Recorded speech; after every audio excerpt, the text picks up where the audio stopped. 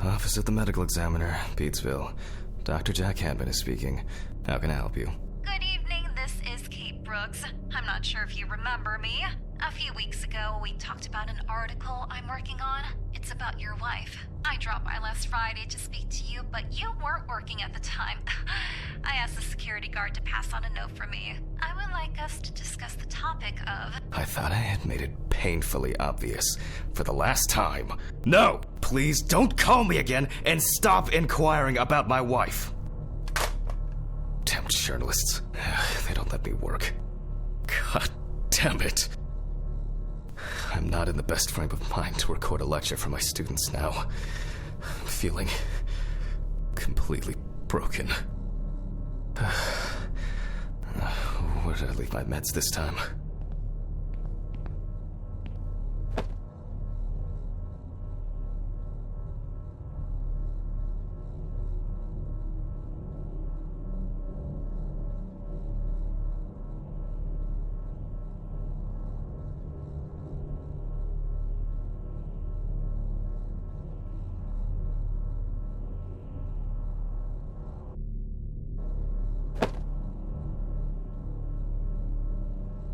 They definitely pay me too little for this. Stephen didn't clean up after himself again. Wednesday. It's not my favorite day, although it's certainly better than Monday.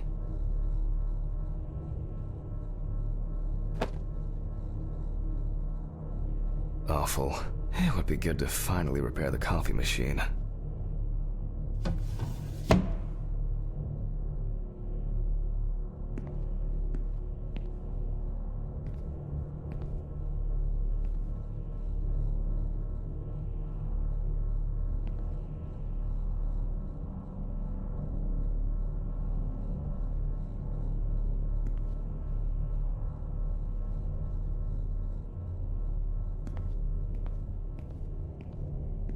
Medical University diploma. I didn't know then that I would prefer corpses to living people. Pathology.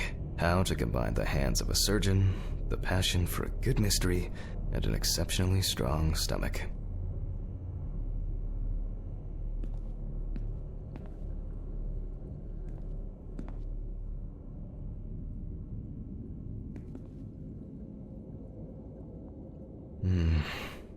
Another kidnapping this month.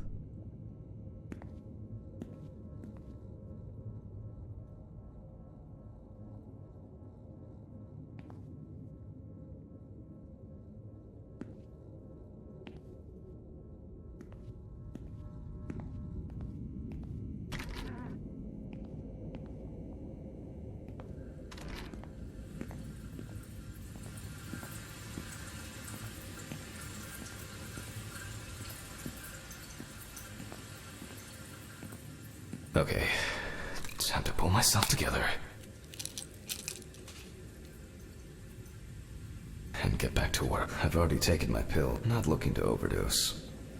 I've already taken my pills, not looking to overdose. I need to set up the camera first.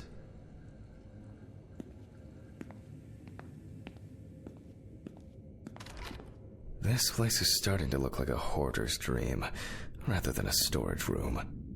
I don't see any need to mess with the electrics. They are flaky enough as it is.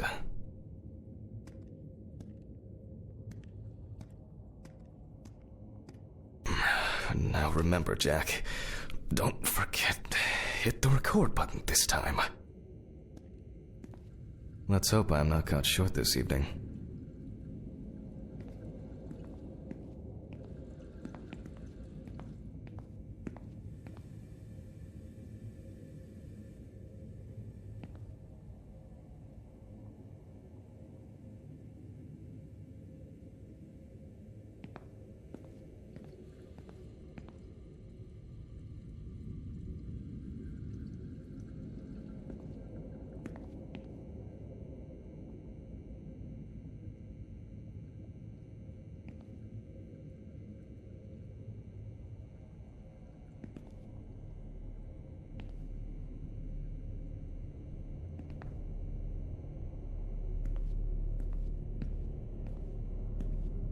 but the word is the lab will be open tomorrow. Hopefully the new tripod is going to hold up.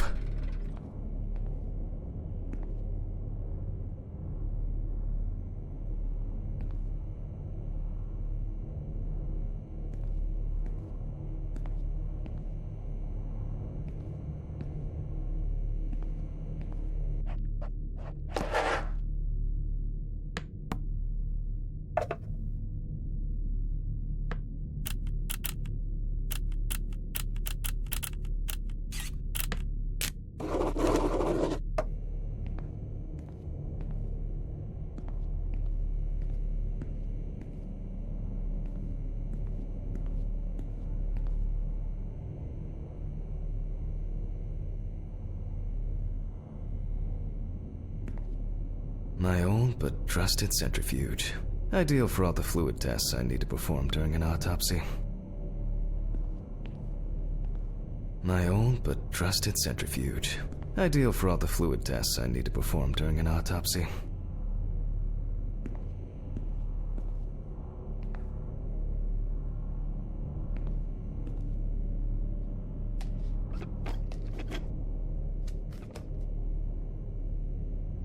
Now, I just have to get everything in frame.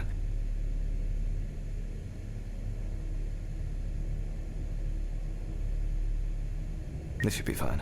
November 20th, 1991. Time, 8:43 p.m. Recording for medical students from the University of Missouri. This autopsy is conducted by Jack Hanman. Hello, everyone. Welcome to the autopsy room. Today, you will have the dubious pleasure of following a full autopsy, step by step. For those of you who have already performed your first autopsy, this will refresh your basic knowledge. In turn, for those whose knowledge is only theoretical, I advise not to watch this after a meal. Scalpel, scissors, syringe, magnifying glass, knife. I guess I forgot to clean the knife.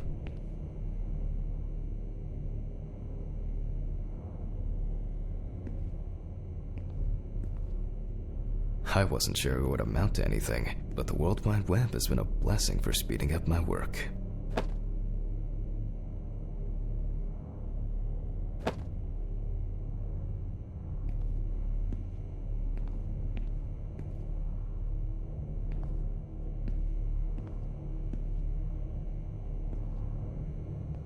Scalpel, scissors, syringe.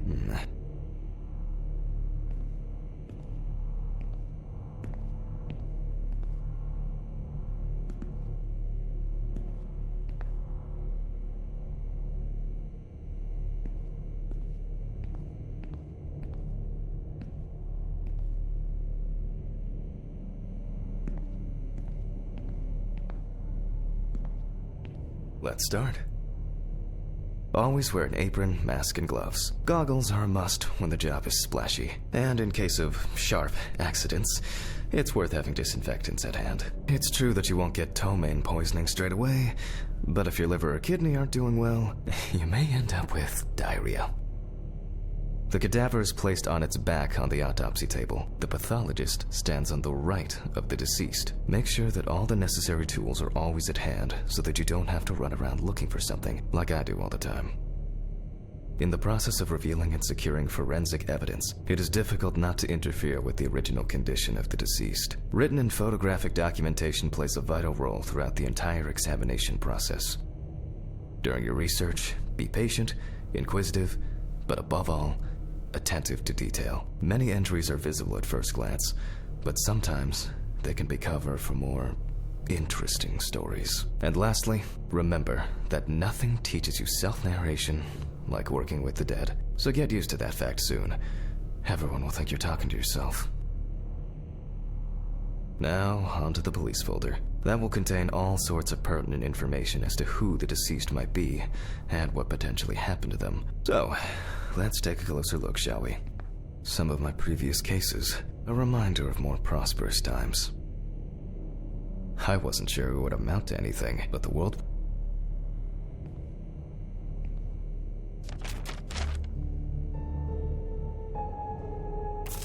The deceased's name is Tobias Chambers.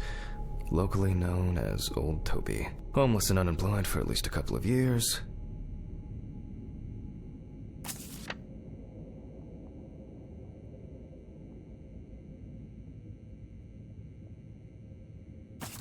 The deceased was found on the outskirts of a parking lot at a gas station, where he often begged and persistently offered drivers to wash their car windows.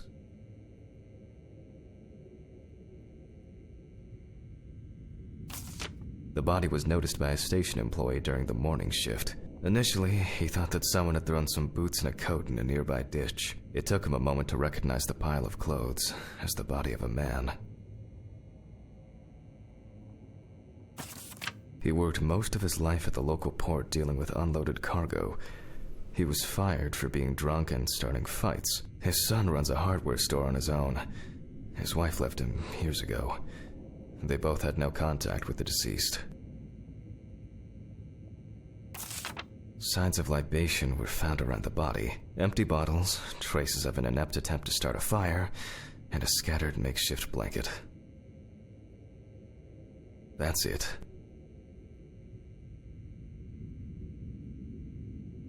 It's worth remembering the context around the scene of a death. This allows you to better interpret any traces found on the body. I shouldn't start the procedure without gloves.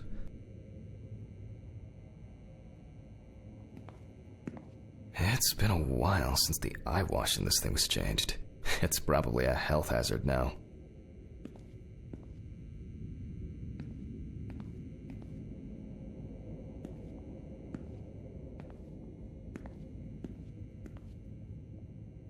Now it's our turn to take some pictures for our files. If I can just remember where I left the camera. It's in here somewhere. Aha! There you are. I knew it was here somewhere.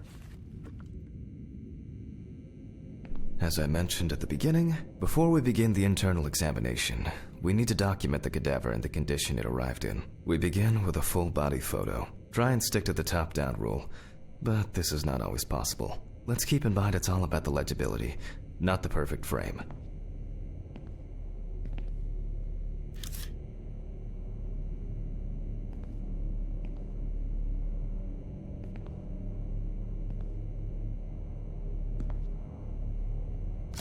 Voila! Now we move on to the next step, looking for traces. Take your time.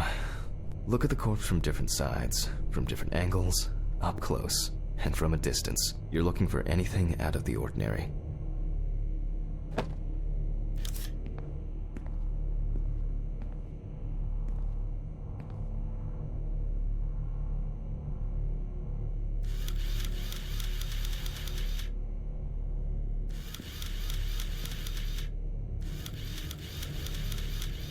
The boiler yield wound looks old. I'll take a closer look later.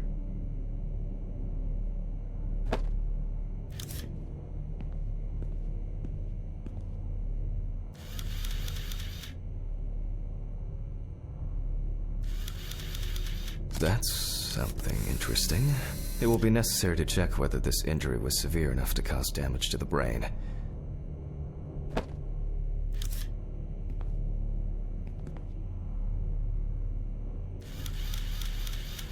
Some wounds in the feet and signs of frostbite, probably because the subject's shoes were too small.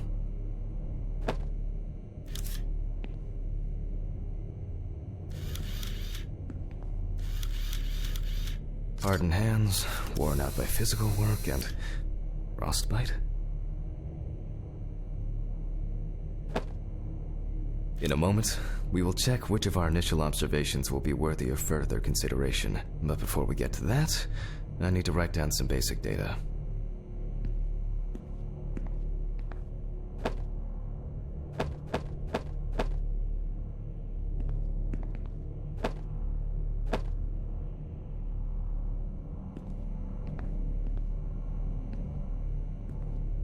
Personal information. The deceased was unclothed. Date. Okay, as you can see, I note everything down on previously prepared forms. Every pathologist must keep a detailed record of every step of the autopsy. This not only allows you to track the procedure, but also collates the results together, upon which you may back up your conclusions. So, enough of the boring prep. Let's begin by taking a closer look at the spots I photographed earlier. For this, you're going to need a magnifying glass.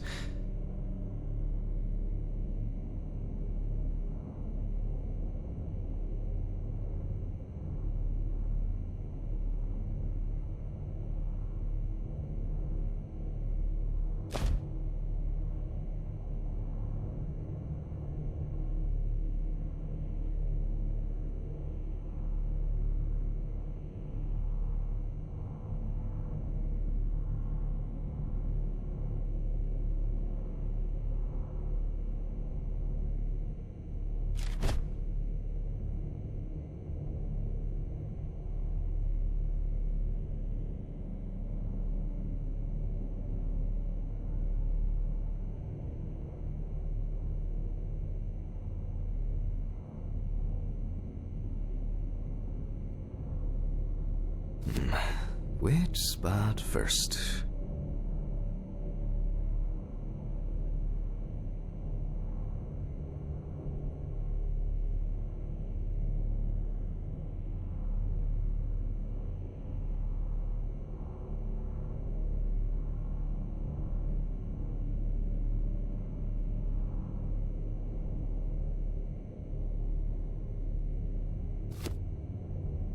It looks like a burn mark, no doubt painful, but it's not pertinent for this case.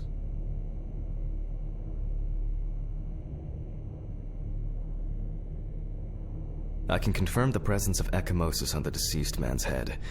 The appearance indicates the intravital nature of the wound. Add alcohol, which I can clearly smell, and this was an accident just waiting to happen.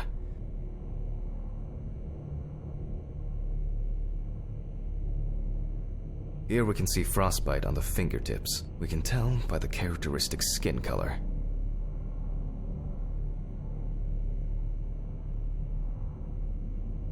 Definitely a painful mix of frostbite, abrasions, and blisters. Old Toby had been wearing shoes too small for him for a very long time. That's if he wore any at all. So far, there are a lot of superficial wounds, but only one serious injury to the head. Let's go back to our notes.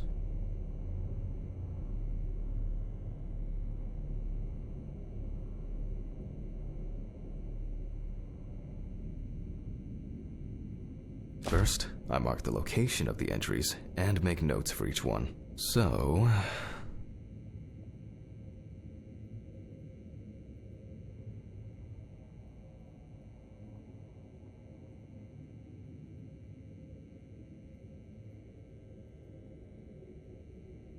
the head wound. Definitely an important clue. This is something we'll investigate first. We're not in frost season yet, but high humidity, wind, and the inability to warm up can also be causes of frostbite.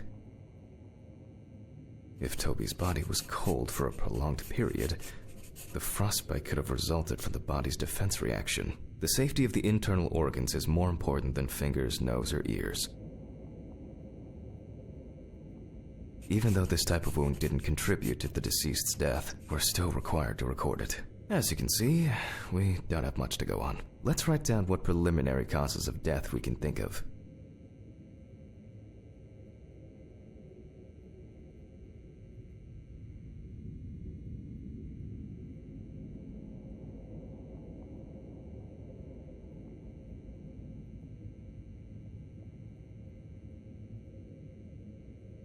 Various types of accidents are a common cause of death among the homeless and the elderly. Perhaps old Toby slipped and accidentally hit his head. Considering the conditions in which he slept, his body may have become hypothermic.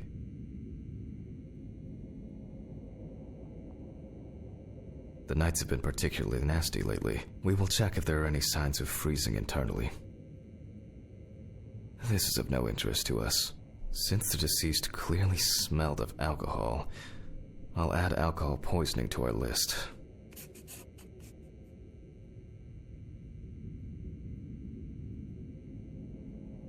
We still have one thing left from the basics: rigor mortis. Well, we take our deceased by the hand, gradually we raise it,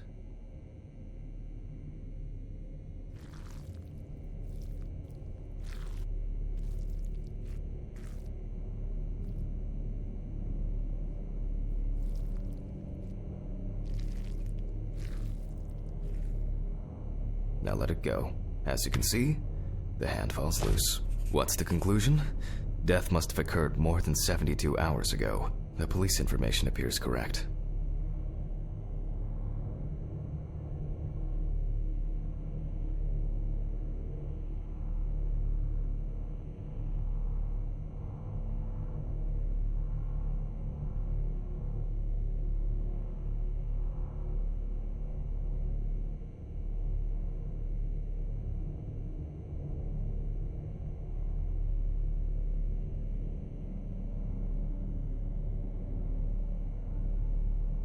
Head trauma seems the most promising, so we'll start there. For this, I need an oscillating saw.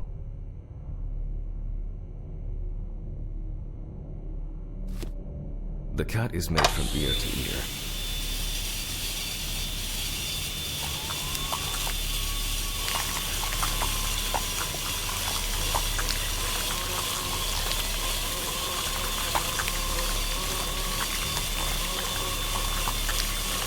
After which, we remove the skin and the top of the skull.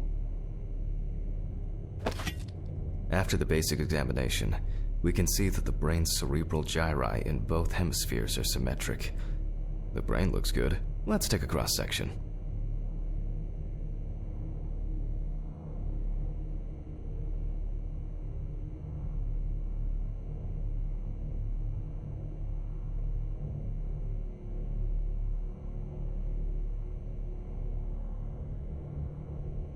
Some pathologists prefer to examine organs without removing them. However, for me, it's much more convenient to examine them on a board, which we'll do now.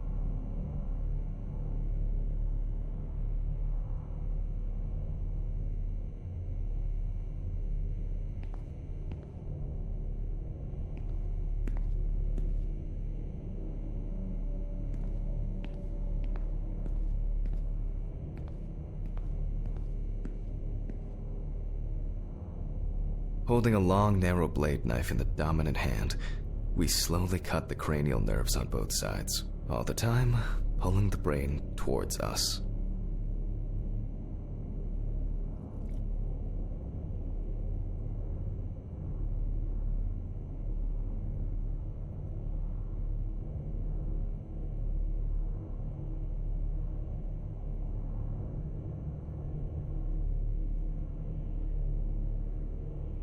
So far, so good. The hematoma seems to have had no effect on the brain.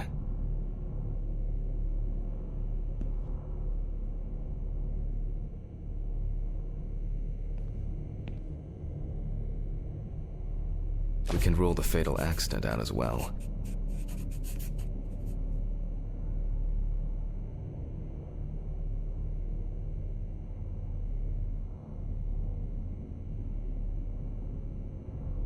Brain is in good condition, so we have no choice but to proceed to the internal examination of the other organs. I grab a scalpel from my kit.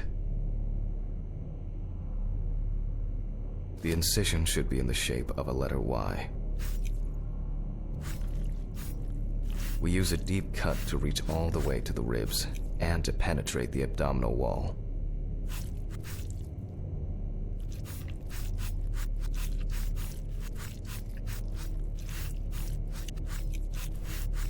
Alright, now we peel back and separate the skin.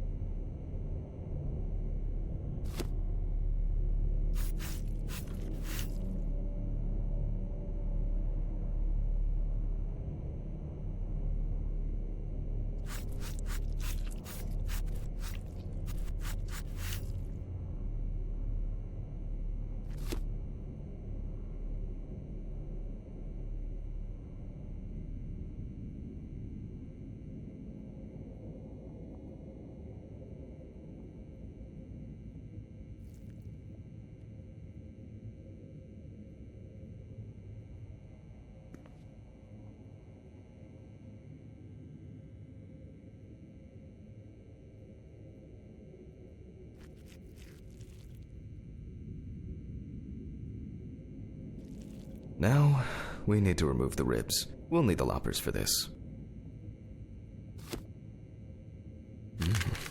Quite a satisfying crunch, for some anyway. After removing the cartilage tissue, we instantly notice two things. Firstly, there is no congestion of the internal organs. This means that although the deceased was hypothermic, it didn't kill him. Secondly, the deceased smoked like a chimney. So, we should take a closer look at those lungs.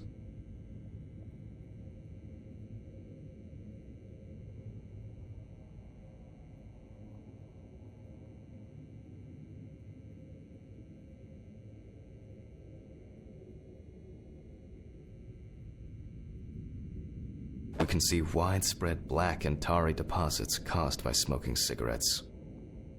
Despite the tragic condition of the lungs, they are not the cause of death. Alice smoked too.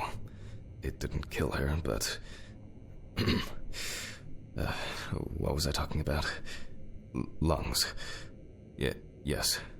Advanced inflammation.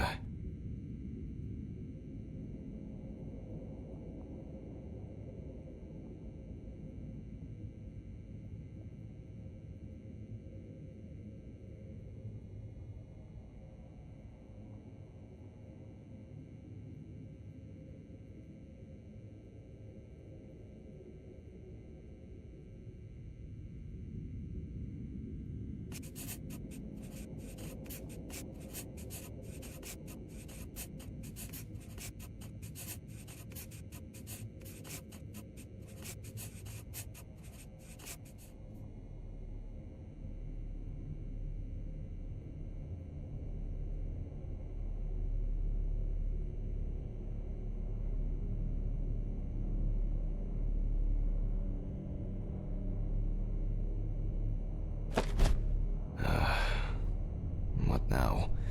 The syringe. Now's a good time to collect some samples.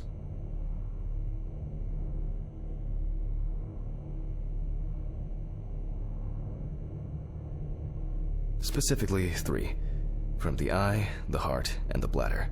I'm interested to see the concentration of alcohol in the body.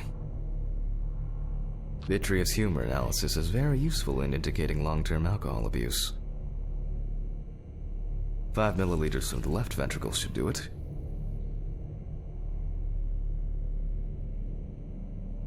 Now from the bladder, we draw about 10 milliliters of fluid. Now we take our samples to the centrifuge. But before I do that, I need to find my notebook. My dyscalculia means that I always double-check the settings. Please excuse me while I run and fetch it.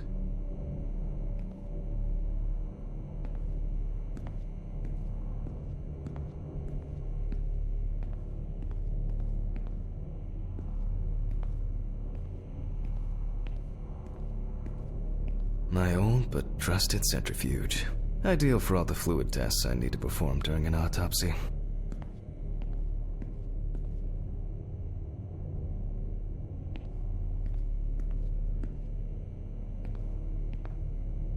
It's been...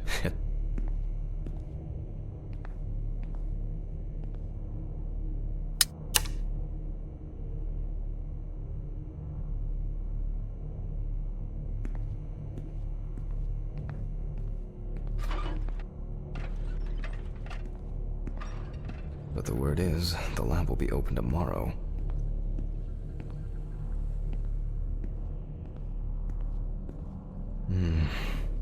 Another kidnapping this month. They definitely pay me too little for the... This whole thing is covered in stains. I should check this out under the microscope sometime.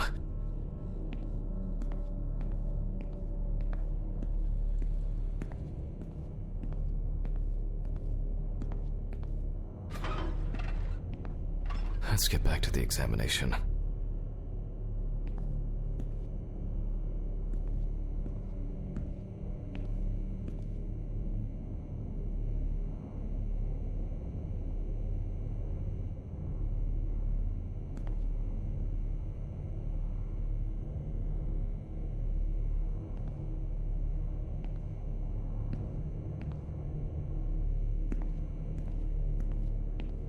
We put all of the samples into the rotor.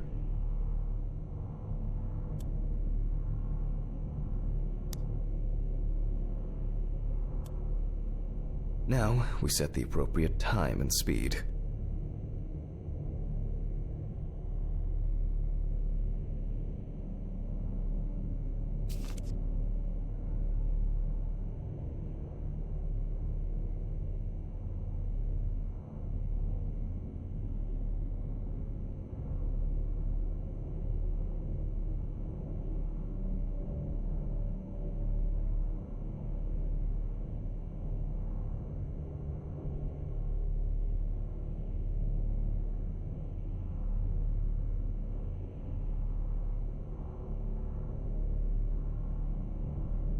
Okay, let's roll.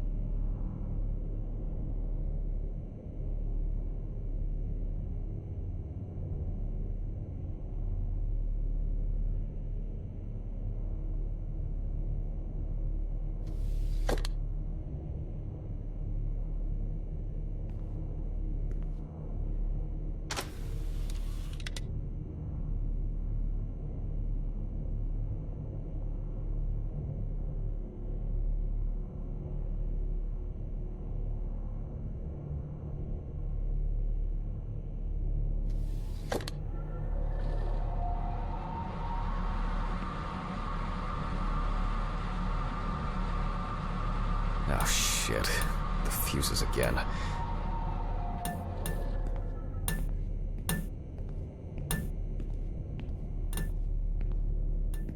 Where were we? Oh yes, the blood alcohol concentration.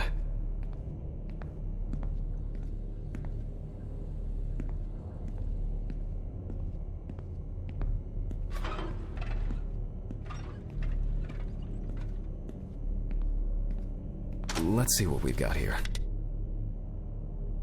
Everything's separated as it should. Our lab is closed until tomorrow after the last, incident. However, considering that Toby's favorite eau de parfum appears to be ethanol, I'm guessing the results won't surprise me at all.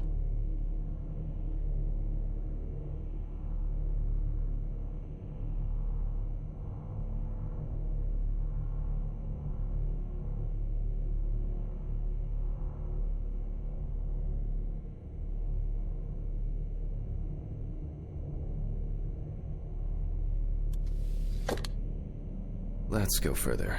We will now focus on the cardiovascular system, specifically the heart. We remove the organ and examine it closely.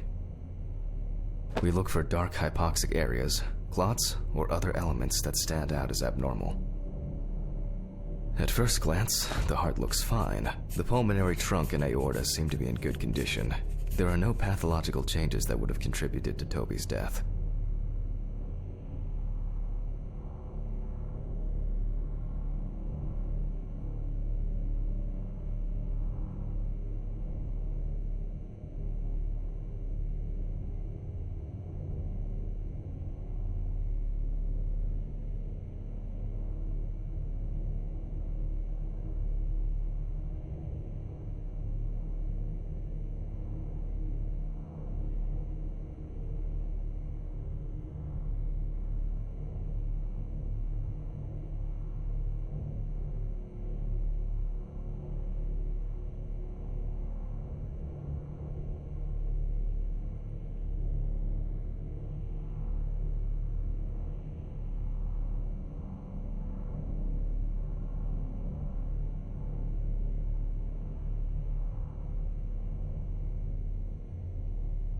Now let's take a closer look at the stomach.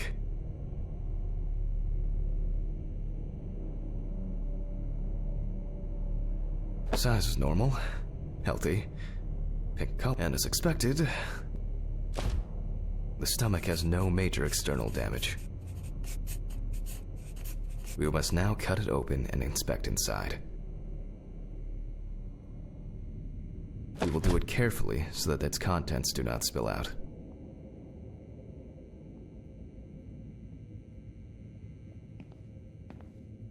We open the stomach along the greater curvature, from the heart to the pyloric end. Oh, I already feel like there's something left inside.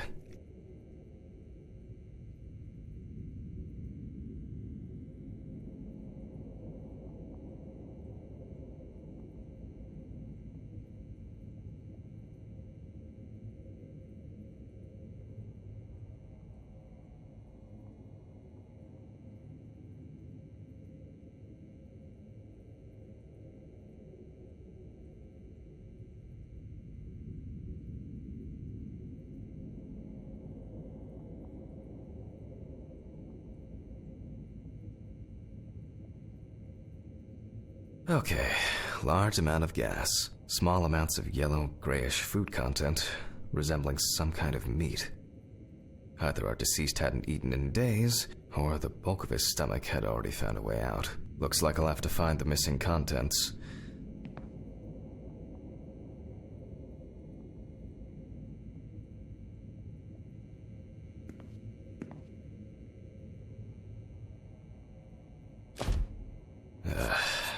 There are two ways here. One is obvious, and the other is...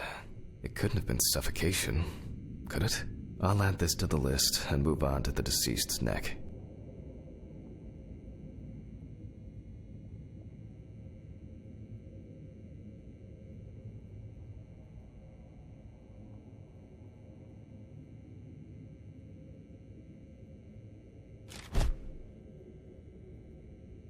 At first glance, the trachea looks normal. Same result as with the stomach. The external inspection doesn't tell us anything. This time we'll cut on a tray.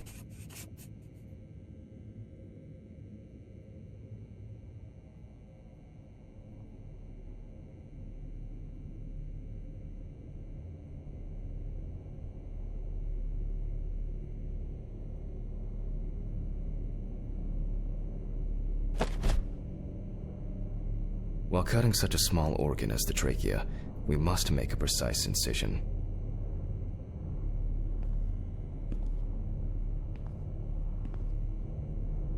To be able to cut with the very tip of the blade, we must hold the scalpel as we would a pen.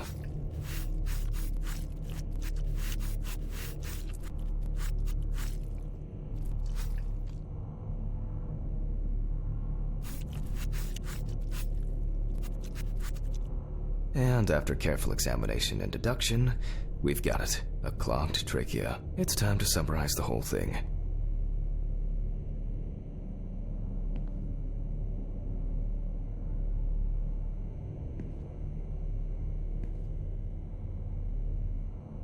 Based on the report and preliminary documentation, it's safe to assume that the deceased passed out after consumption of alcohol and then fell asleep on his back. Then, the gastric contents refluxed and flooded the airways, causing death.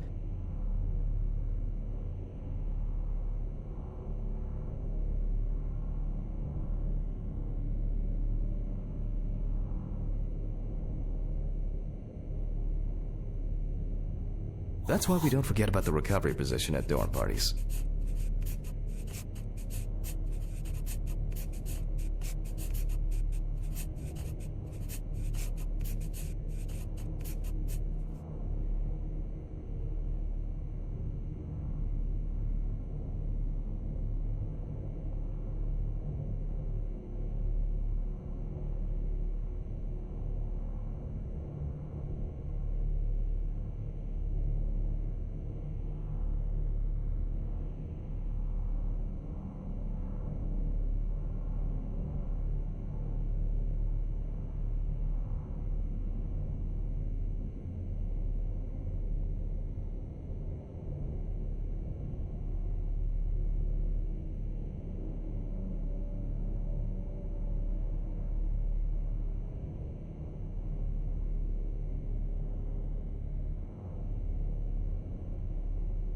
And now it's all clear. The death was suffocation. Now, signature.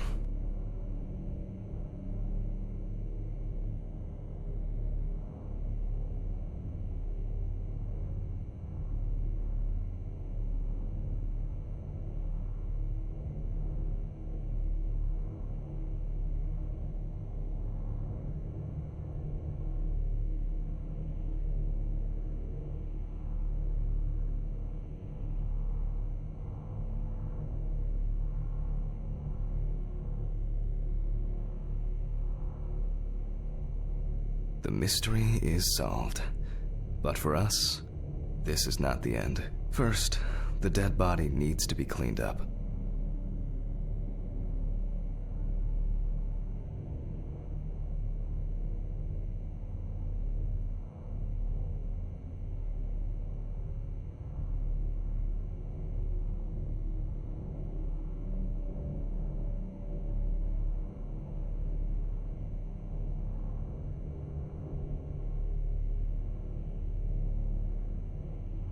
For this, we will need to close the body and grab the needle. First, we unroll the skin flaps.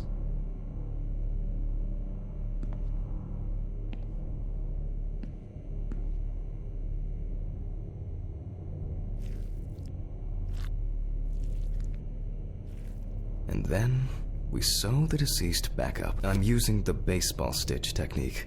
This stitching method is very strong and quick to do.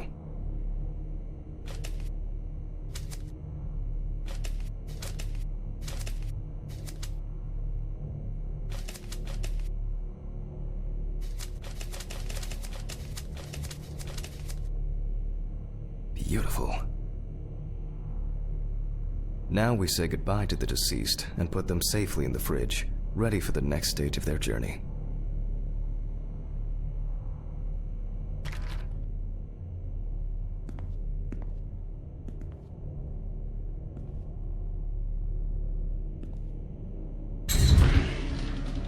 God, I'm tired. I'll drop these samples off at the lab on the way to the bar.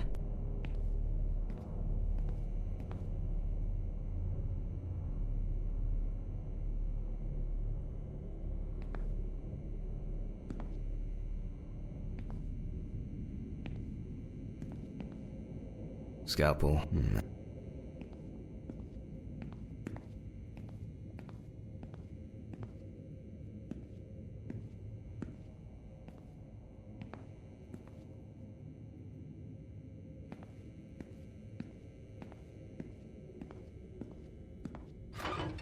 I'll call Stephen. I don't feel like drinking alone today.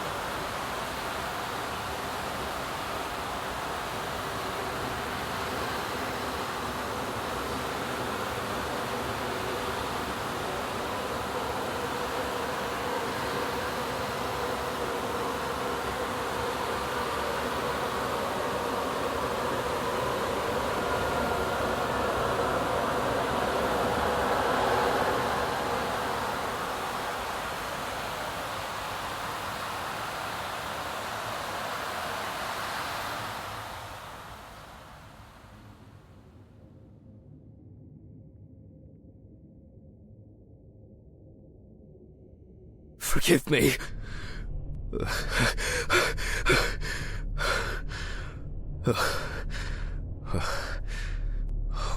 What? Christ. What a dream. Fuck.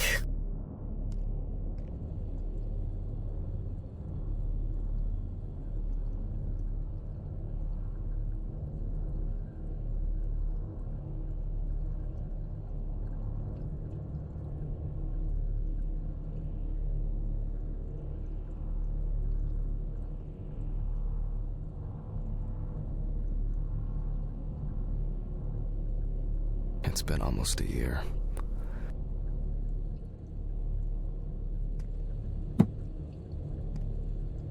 I wasn't able to support her through this. It's always good to have something for a rainy day.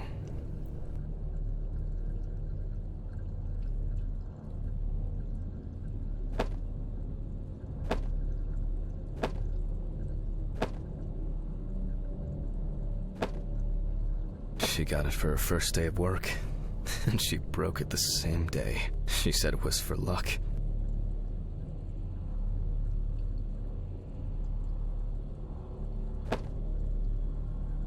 It was a miracle that the coffee didn't wash off the writing. And that she said yes.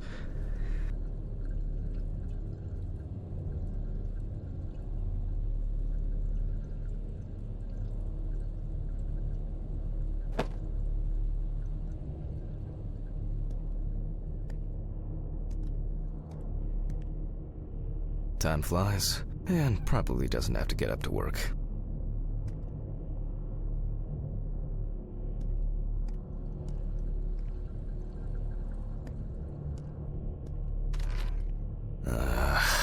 So much light everywhere.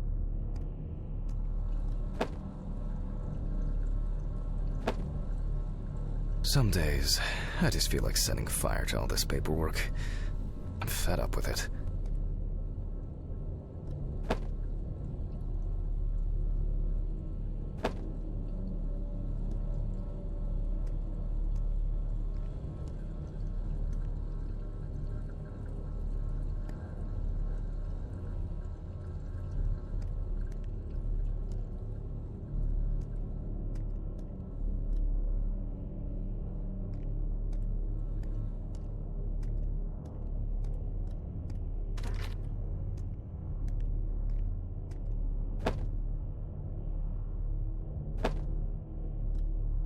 I'm not in the mood for music lately. I'm not in the mood for music lately.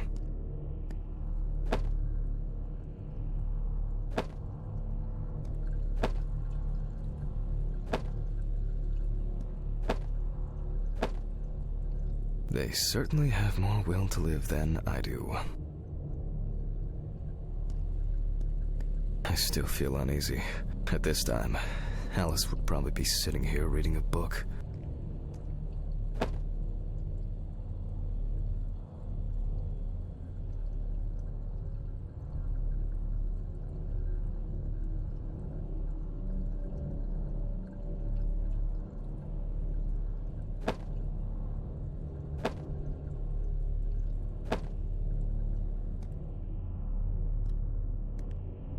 The remnants of last night's binge with Steven. I'm not sure if it's still edible. Menu for today: dinner in town and takeaway coffee.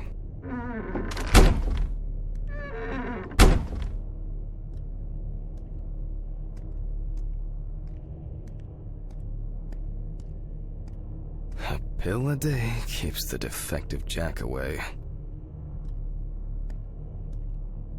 Nah, I'll shower later.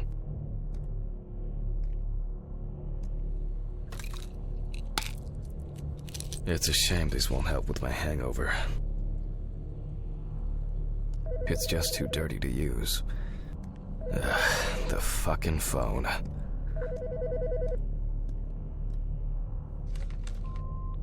Okay. I know I'm late. I'll be there soon. It's not like the dead are impatient. Jack, no. Alice? Who is this? It's Charlotte Graves. Oh God, I'm sorry. I didn't recognize you. I thought it was work calling. It's okay. I hate it when work calls me at home, too. How is everything? We haven't talked since... you know. Well, there are good days, and there are bad days. What can I say? At least I can hide away at work. Well, you always were the most comfortable in the dissecting room. Listen, I have an unusual request. Okay, how can I help? It's nothing serious. I just wanted to ask. Do you have any pictures of Alice? Maybe one where the two of us are together? I'd love to have something to remind me of her. I guess. I'm not sure. I'll look through her things. Thank you. I'm sorry to trouble you with this. All this can't be easy for you. I'll get through it somehow. I've been meaning to sort through her stuff for a while. Have you asked Steven if he has anything? Yes, I spoke with him this morning. He said he gave everything to their mother and that I should ask you. I see. Jack, I know you're trying. That you cope somehow. Steven's there for you. Although, well, we all know how he can be. But, I mean, if you wanted to reminisce about Alice, talk. I really should go now. I overslept, I'm late for work, and I still have some errands to run on the way. Oh. Okay, sure. Sorry to keep you. I'll look for something and send it over. Thanks for the call, and bye.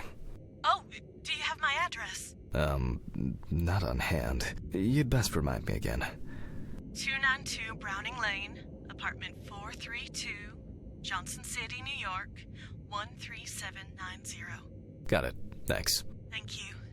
It would mean a lot to me. Just miss her so much. Yeah, me too. And that's okay. Really, no problem. Thank you. Take care, Jack. You too, Charlotte. It was nice to hear you. Well, that was a bit unexpected. I should probably find something to send.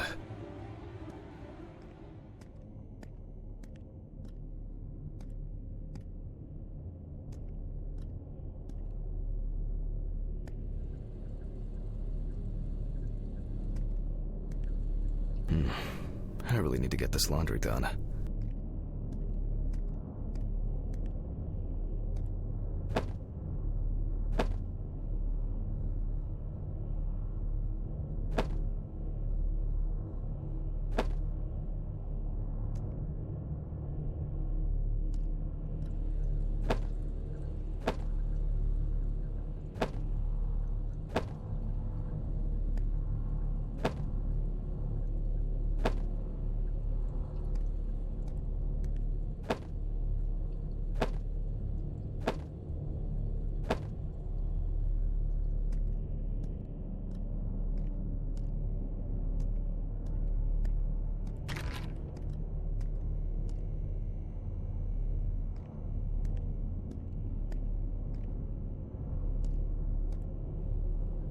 It's just too dirty to use.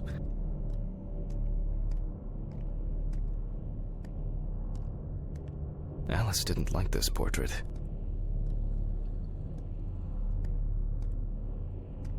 I really need to get...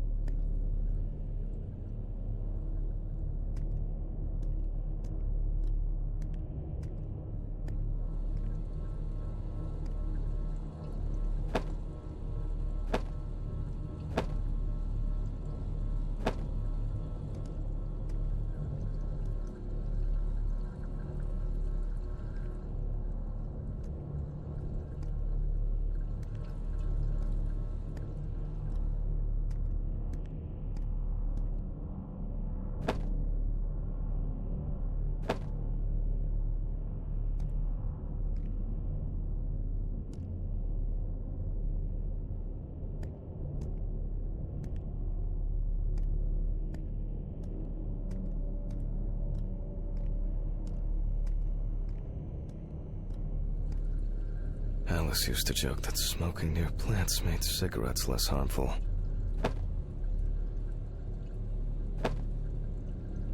Alice...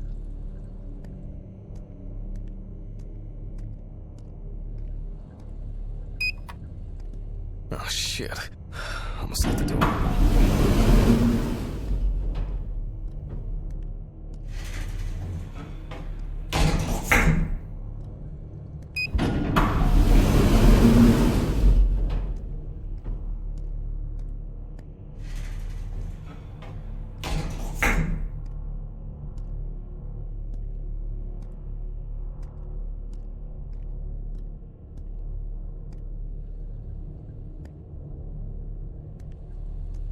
The view isn't spectacular, but why does that car look familiar?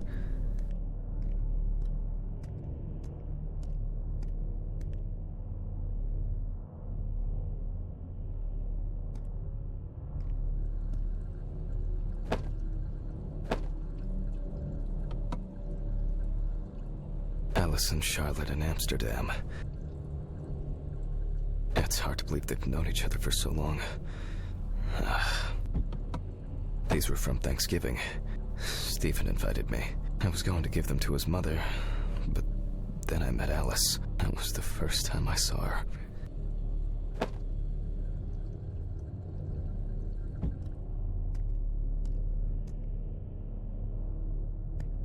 It would be better if Charlotte had this. It deserves to be on display and not hidden in a drawer.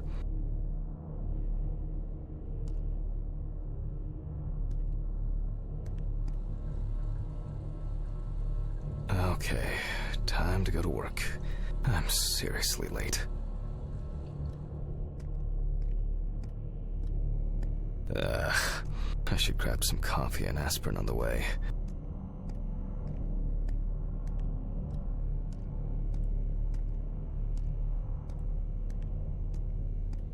These fluorescent tubes are brutal.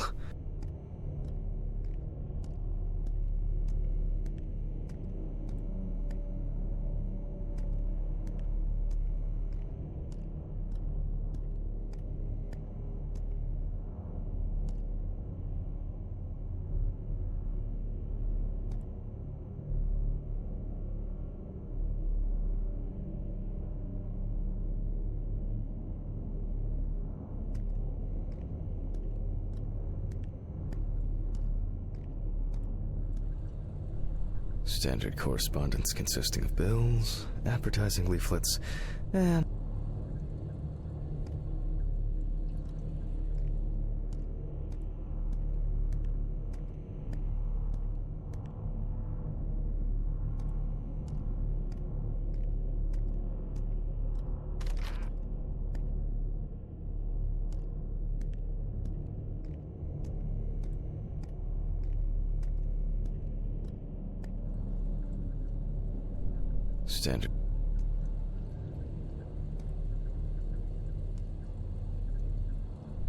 Standard correspondence consisting of bills, advertising leaflets.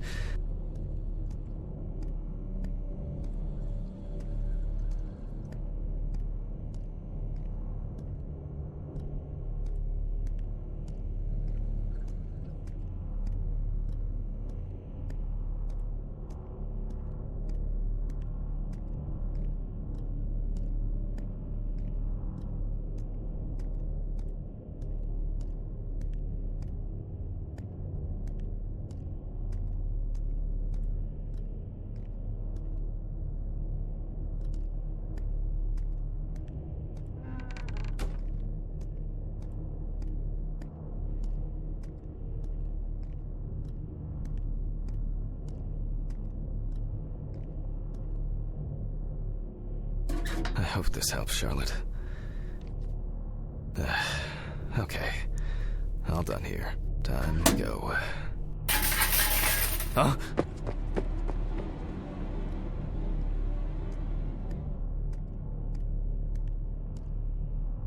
Damn. I forgot my jacket. Well. I'll brave it for tonight. Too bad.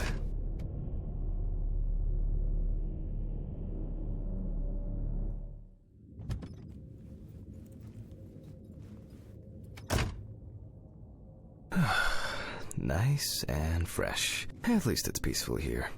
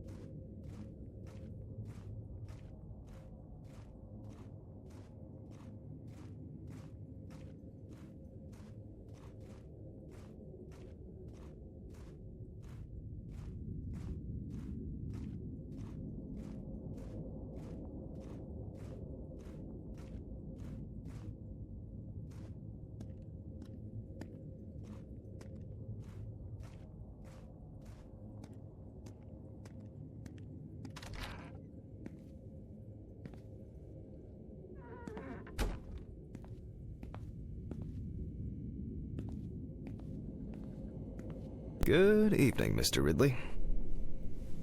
The timesheet handman.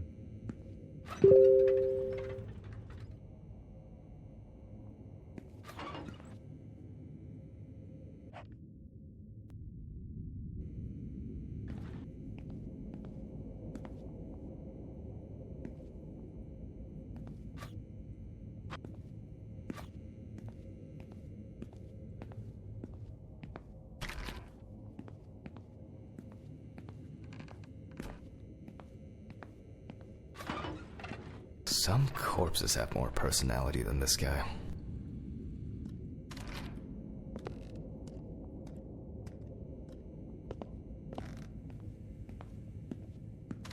Christ. Who leaves the window open in the middle of November? So I'd better check the answering machine.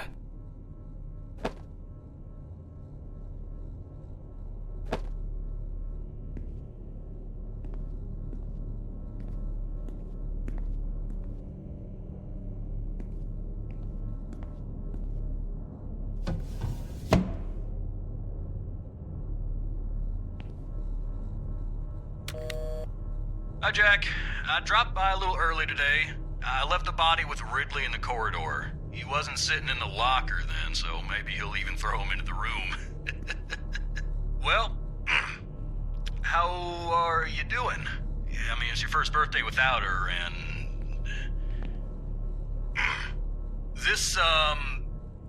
I still have a hangover, and you know me, I run to the John like the neighbor's fucking dog. You know, today I slipped on his shit again. That fucking furball. He always has to shit next to my car. Anyway, I can't come over in the evening, but we'll catch up on the weekend, okay? Bye.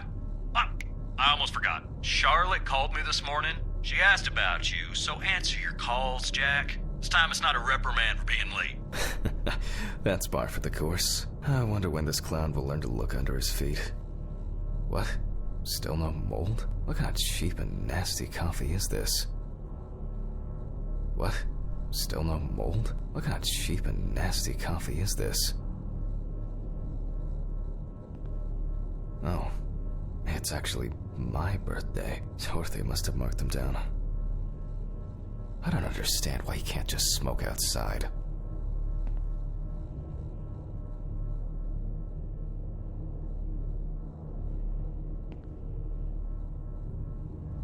Birthday.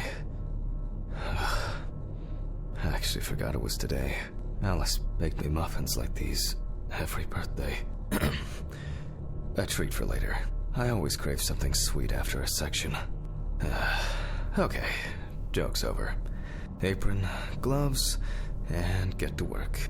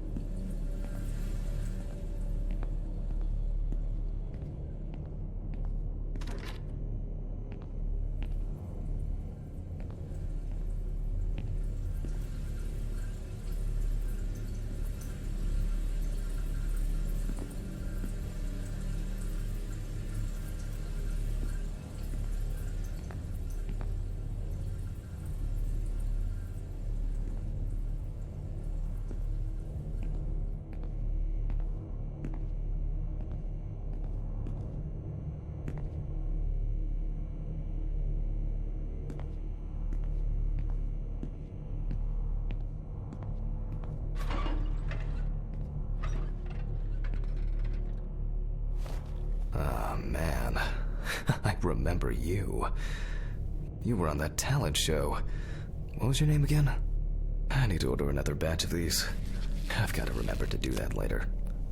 And that's the whole point.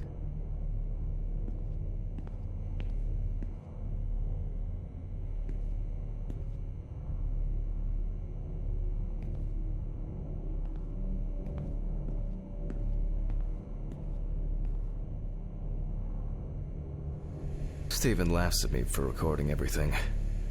He says I have a bigger collection of stuff like this than most of the creeps he's caught. November 21st, 1991. Time, 9:13 p.m. The autopsy is conducted by Jack Hanman. Lecture for the Medical University of Missouri. After yesterday's lecture, you should already know the ins and outs, so today we'll be consolidating our knowledge. So, where do I start? That's right. Police folder.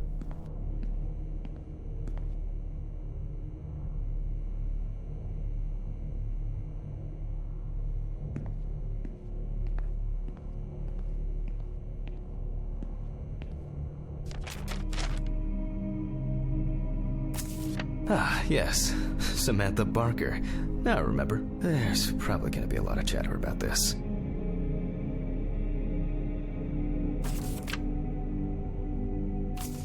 When questioned, friends admitted that Samantha's last days before losing contact seemed extremely happy and relaxed. She also quit drinking alcohol and mentioned something about rehab. The friend also admits that there was no indication of an impending tragedy.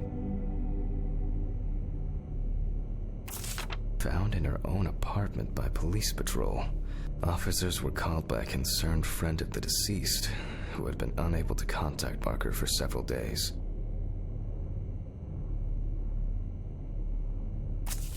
During the interrogation, a friend of the deceased admitted that Samantha never got to grips with the sudden fame that came after winning such a high-profile talent show. After her first album became a commercial success, she was hit with a creative drought. She suffered panic attacks and severe sleep problems. Drugs and medication came into play. The deceased was found in her own apartment, in a semi-recumbent position on an armchair. Large quantities of alcohol and empty packets of sleeping pills were also found in the apartment. Well, let's see what settled this matter. As you can see, the body is fully clothed. Therefore, before we move on to photographic documentation, we must remove the clothes. This time, we don't have to focus on the clothes too much. However, there are cases where a clothing analysis can lead to the cause of death. Okay, now we can continue with the examination. Again, begin by taking photographs of the cadaver. I guarantee that over time it will cease being embarrassing for you.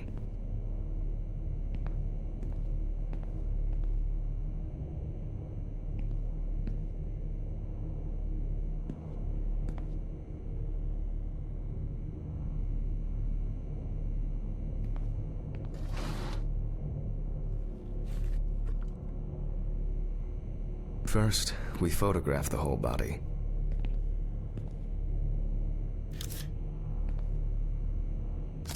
And now, any suspicious-looking marks or wounds.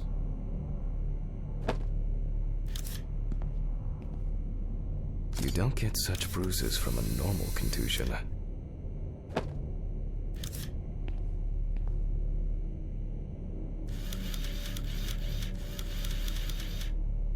Interesting. Very uneven. We need to investigate this.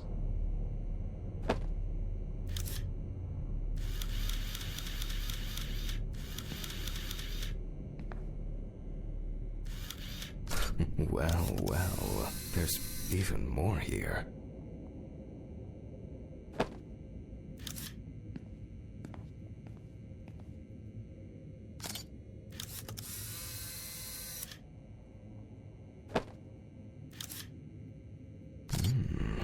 Yes, I've seen this many times.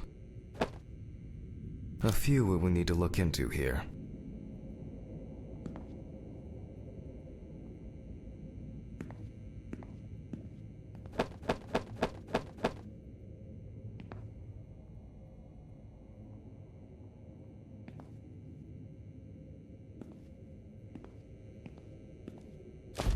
Notes prepared. Time to take a closer look.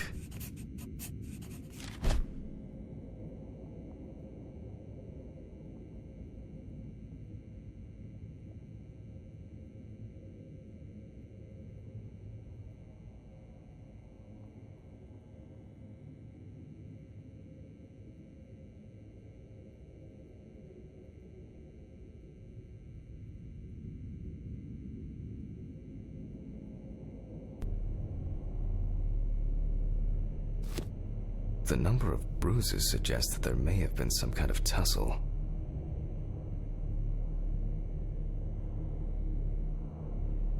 Some furrows have imprinted more strongly, others less, as if someone was, undecided. And here's something interesting. The skin of the deceased is covered with numerous blisters. Some of them are ruptured. Others still contain fluid residue. Such bruises are caused by either a very heavy blow or by some internal issues.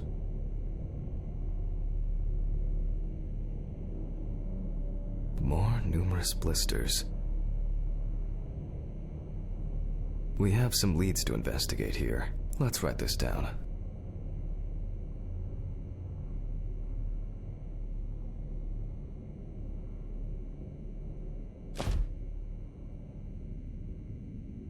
On the neck of the deceased, we can see clear furrows, indicating that strangulation may be the probable cause of death.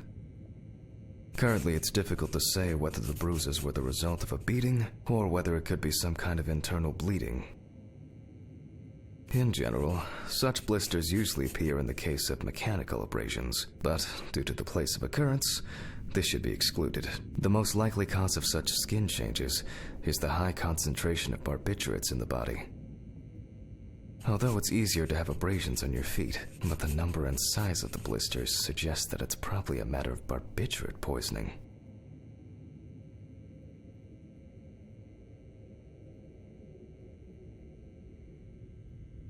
Given the condition of the deceased, it's difficult to tell immediately whether the bruises were the result of a struggle or perhaps the result of iron deficiency.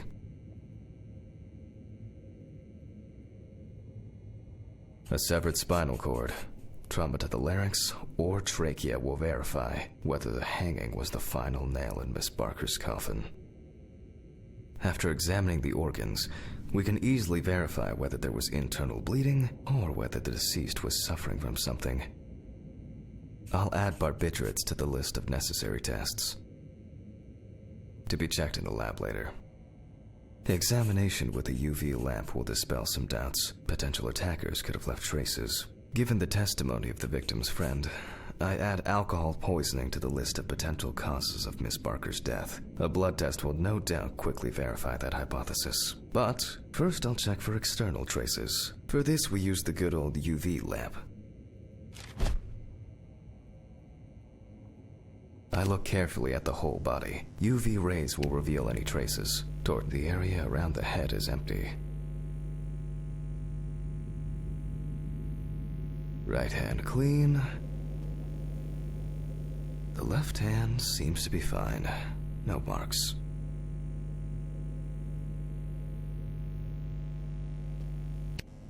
Legs, there's nothing here. Well, nothing to surprise us here. Now gently, we take the deceased by the hand. And we check for rigor mortis.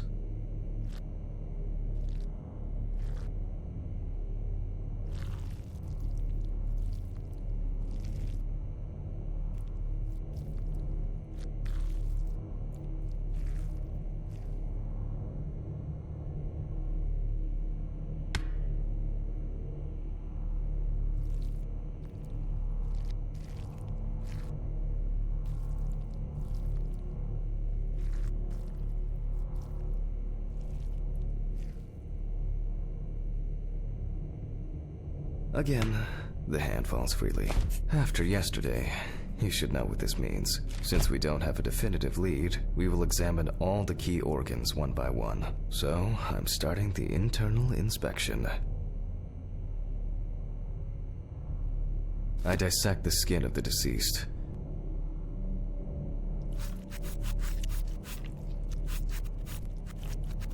And I proceed to deflect the skin flaps.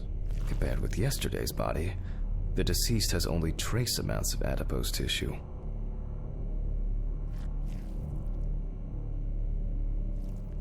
Now for the ribs.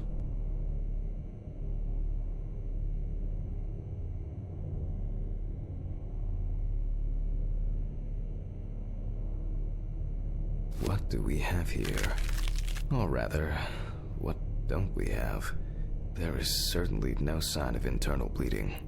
Sometimes regarding bruising, it doesn't take much. My wife was constantly banging into furniture, walking into door frames. That's a wonder she never broke anything. Before I disembowel the deceased, I will take samples for toxicological tests to determine the alcohol content in the body. I just need my syringe. Just to be sure, I'm taking samples from 3 organs: the eyeball, the heart, and the bladder. Analysis will rule out, or confirm, alcohol poisoning as the cause of death.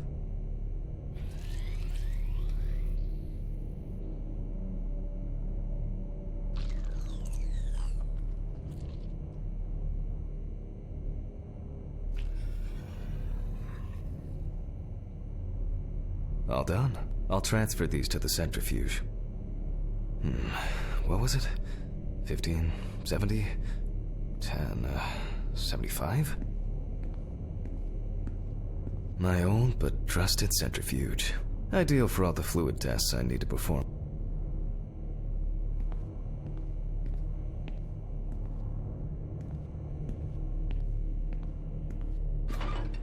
Maybe one day I won't need my notebook.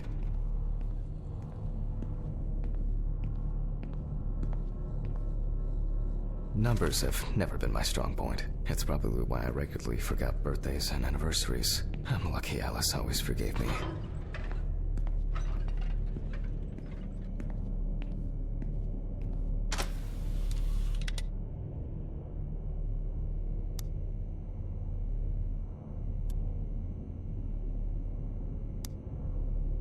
Gently does it with this old thing. Handle with kid gloves.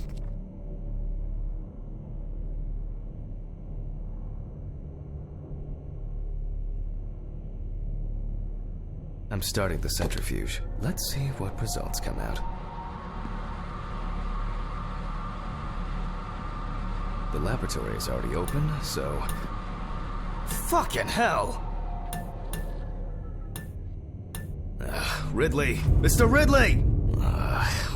Where is he? The fuses need resetting. Fuck it. I'll do it myself. I swear there was a flashlight in here.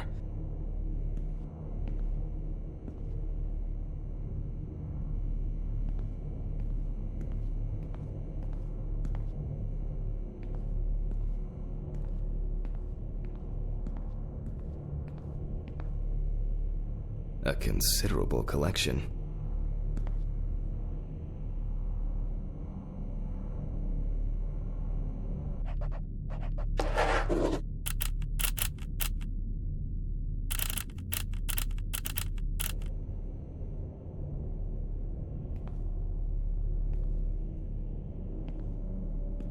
A considerable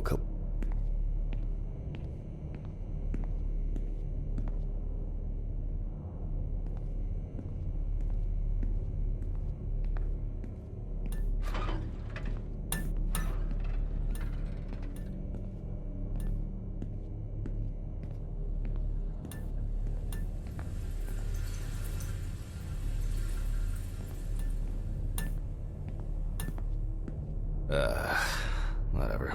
I know where the switches are anyway. First the right, and then the left.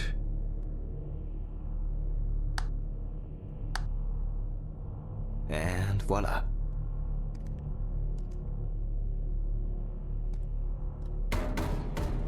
What?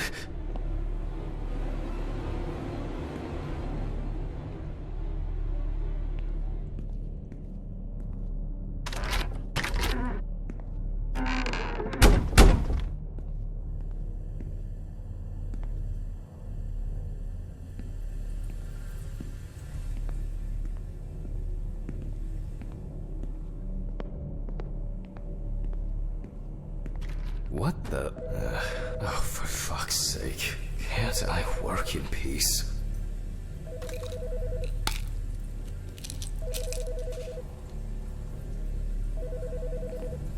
I've already taken my pills. Not looking to overdose.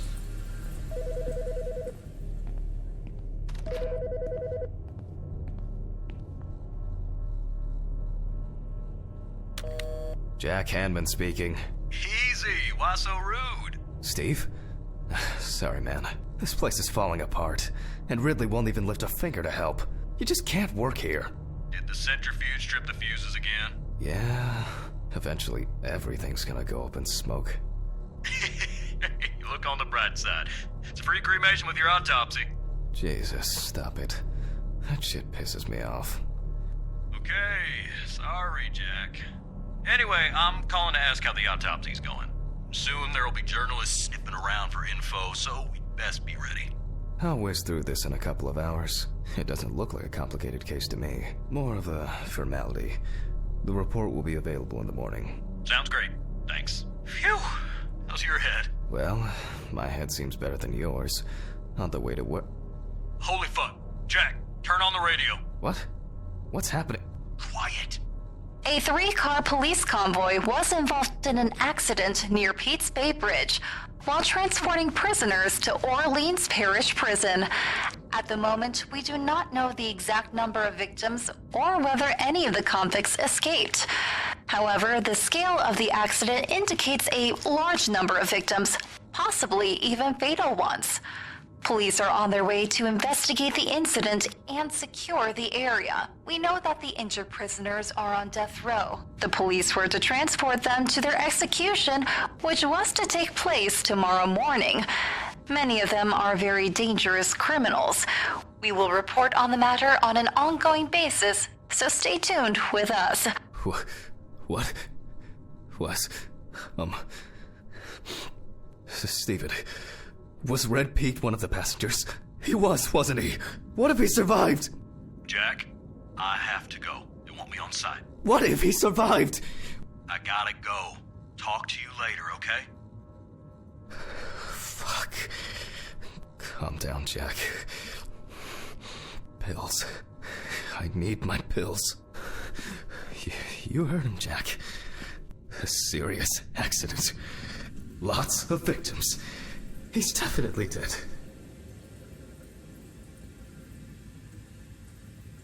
Yes. Nothing's going to happen. Christ. I've got to get back to work.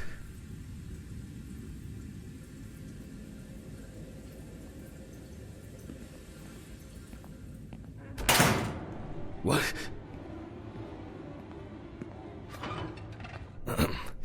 Technical break. At least I know I can pursue a career as a janitor if I need to. Fucking hell!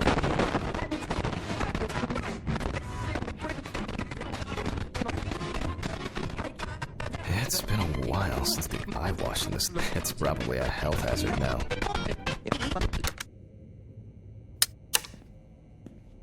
Alright, let's see if we were able to get anything out of this piece of crap. And miraculously, yes, the samples did spin. I'll transfer them to the chromograph in the lab.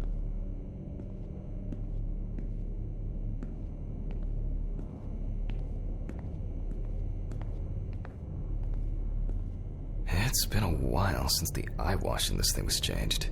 It's probably...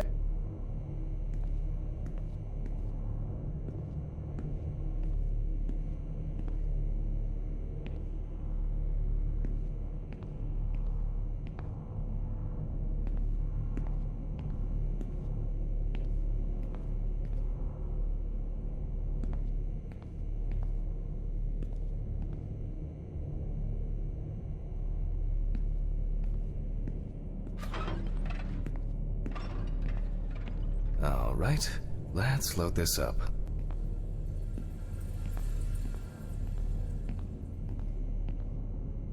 I placed the test tubes in the rack.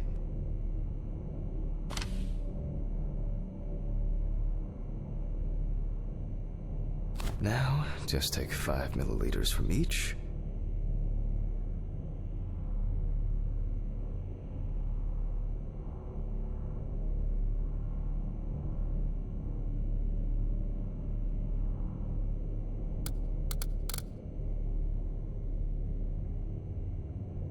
Precisely.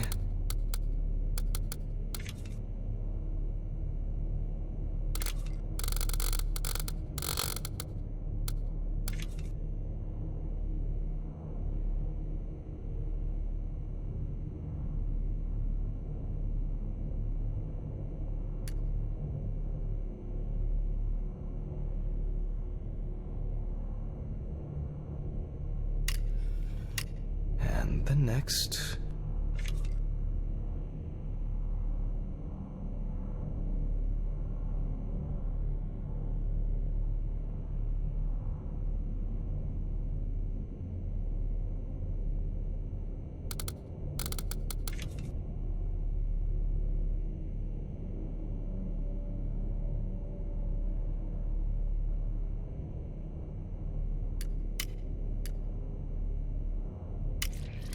Five more.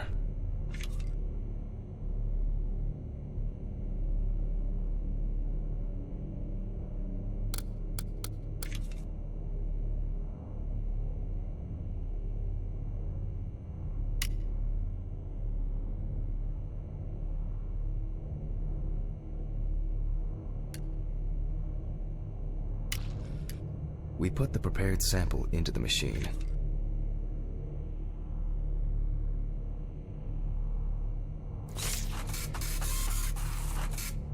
Let's see what we have here. The results indicate that the deceased did consume alcohol shortly before her death. However, this is not an amount that could cause poisoning leading to death, just slight inebriation.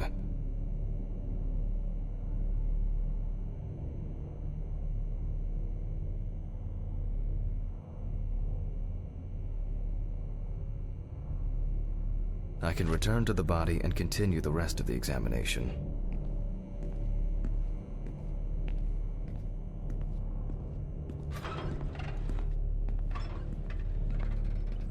The chromatograph results show that we can eliminate alcohol poisoning from our list of potential causes of death. However, remember that alcohol can affect the functioning of the entire body.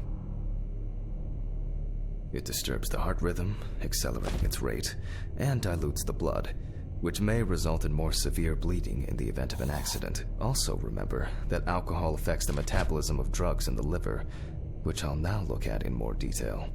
First, I'll pick up the syringe again. I'll take samples from the liver and the heart to test the concentration of barbiturates in the body.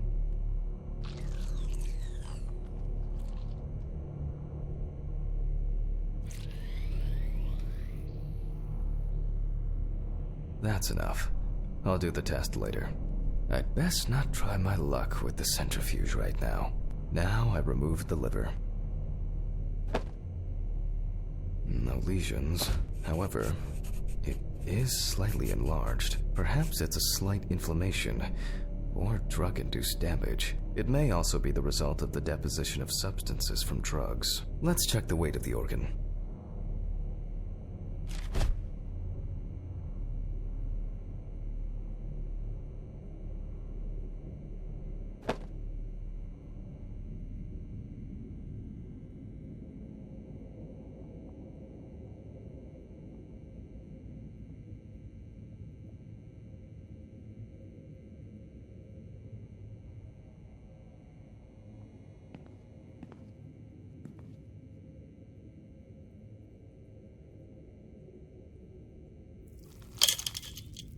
The weight is 1,300 grams. The liver is enlarged.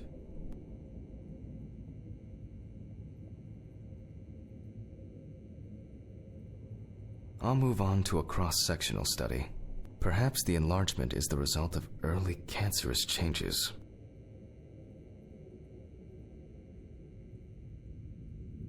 The blade glides through smoothly. I don't feel like I'm encountering any changes with an unusual structure.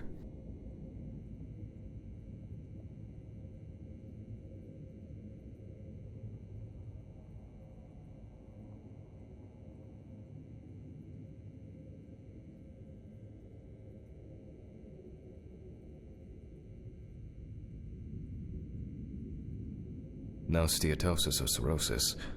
The liver is actually quite clean inside.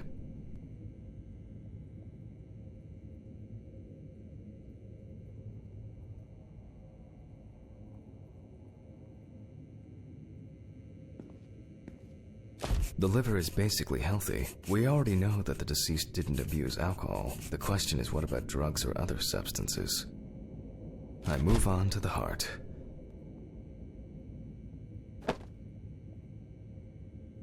Oh. At a glance, we can see signs of a heart attack. The deceased is definitely too young to have a heart attack due to natural causes. The liver is enlarged, not from alcohol poisoning, and the heart looks like it has collapsed. So, I guess we need to go to the centrifuge and check for these barbiturates.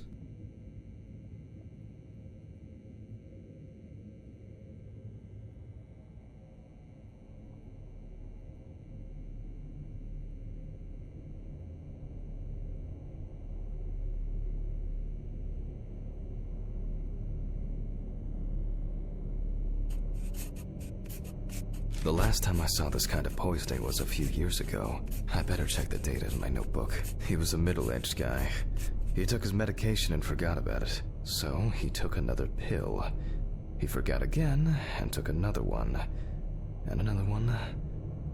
until he took the last one. That's why it's better to have amnesic drugs in boxes labeled with the days of the week. This sort of thing rarely happens anymore. Doctors tend to prescribe benzodiazepines.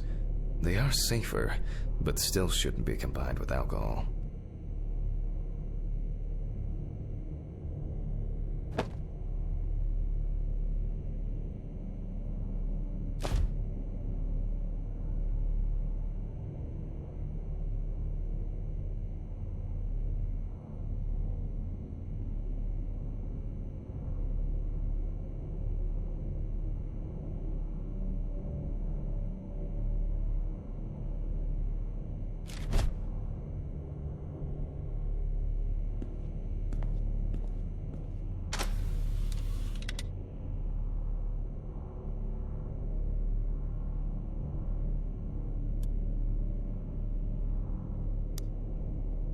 All right.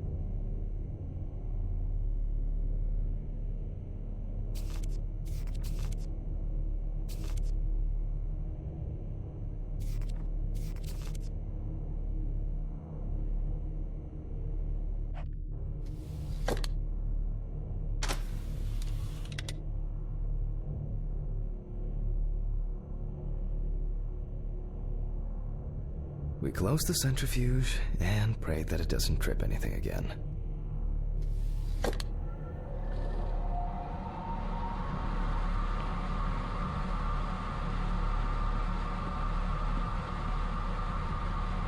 It looks like our luck is in.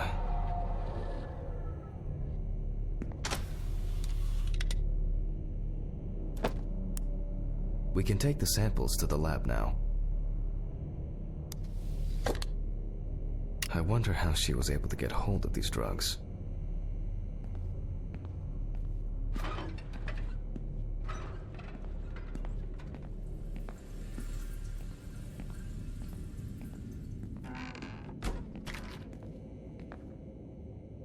Okay, 2 samples this time. 6 milliliters each.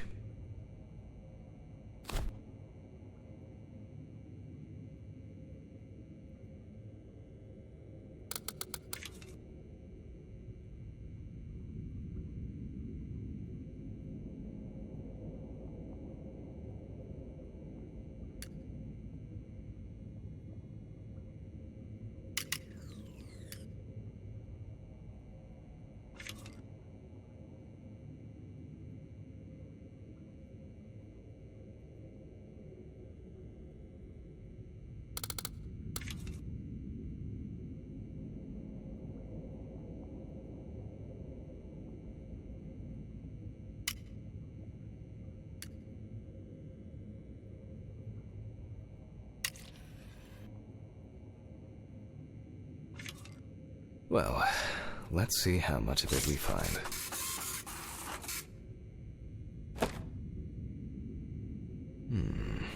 Nothing surprising. Significant amounts of phenobarbital metabolites of hepatic origin.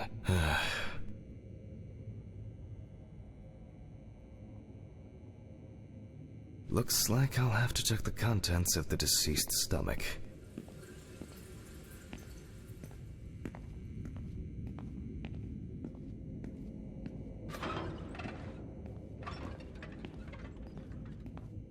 The tests showed that the collected blood contained enough barbiturates to cause cardiopulmonary collapse. The question now is whether it was an accident or a deliberate act. I'm proceeding to examine the stomach. Before extraction, I ligate the entire organ to prevent its contents from spilling out.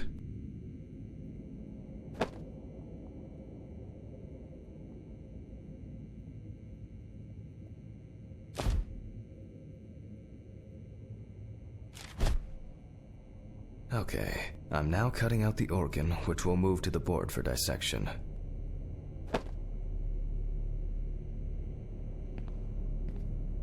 Normally, the stomach and intestines are full of surprises.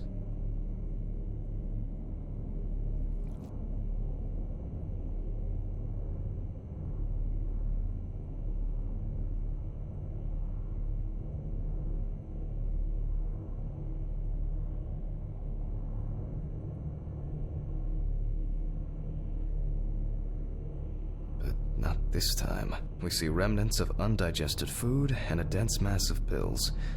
You don't take this many drugs by accident.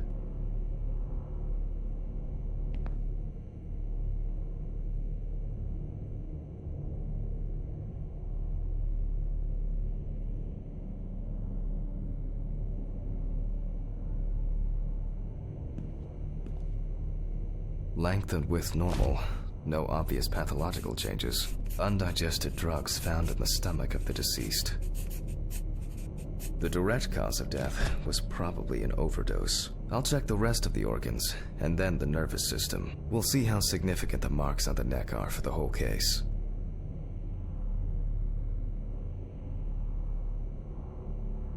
The deceased's trachea is normal. Complete patency.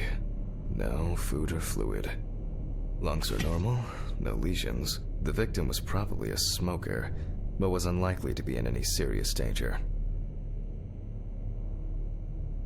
The deceased's intestine is normal. No clear pathological changes. Abdominal cavity checked off. We can check the brain.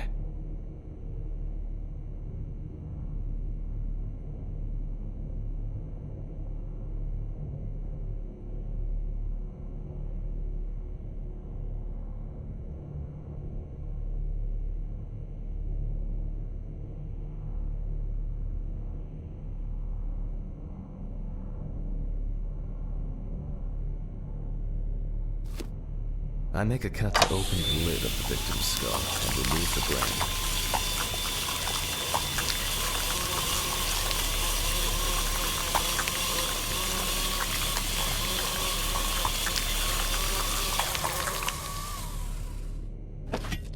Brain is normal. No obvious lesions. Alright, I need to dissect it on a board.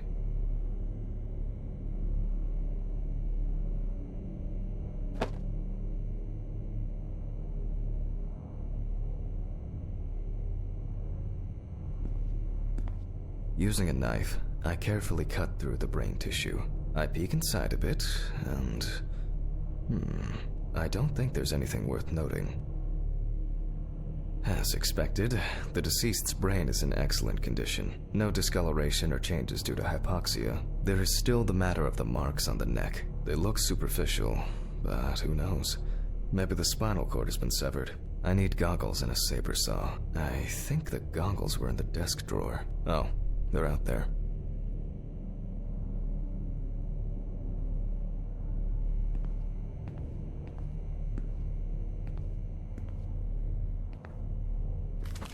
Alice.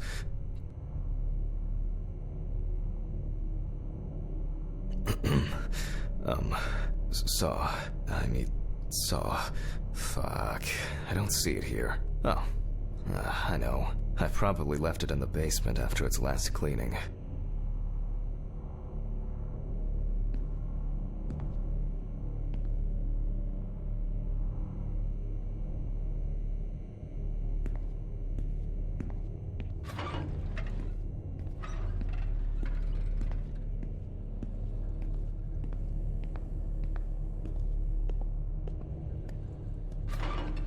Mr. Ridley, I need a key to the basement. It's in the social room. Why is the key lying at the... never mind. Thank you. Hey, Hammond. Did you hear about the convoy? Well, maybe you'll get a chance to relive your glory days and catch Red Beat again, huh? Let's hope there won't be a need. If only he could put that much enthusiasm into his work. I get the feeling that searching through this rubbish is more pathogenic than working with corpses. Please, may this be the last trip.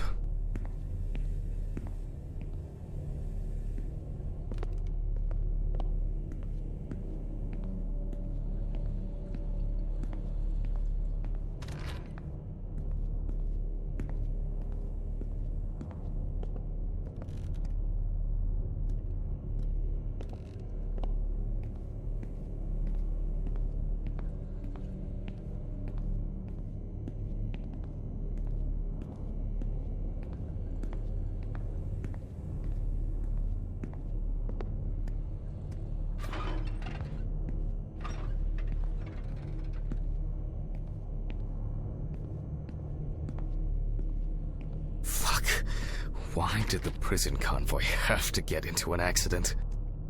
Jack, take a deep breath. Deep, pleasantly cool breath. You're nearly finished with the autopsy. Then you can go home and rest.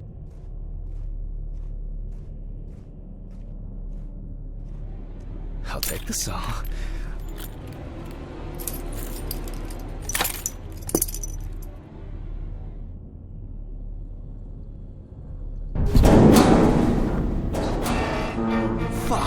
It's jammed!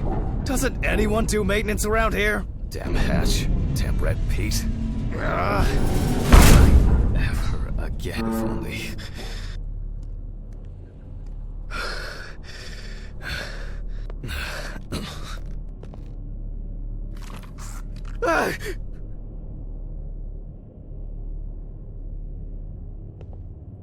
It would be easier if I put things away properly.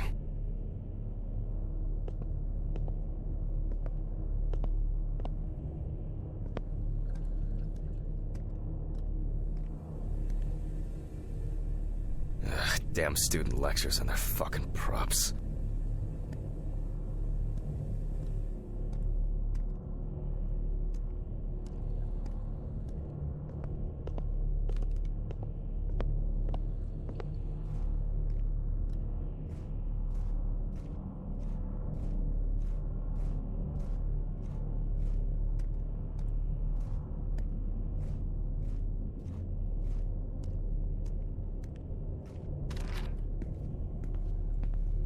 And like clockwork, he's already sleeping.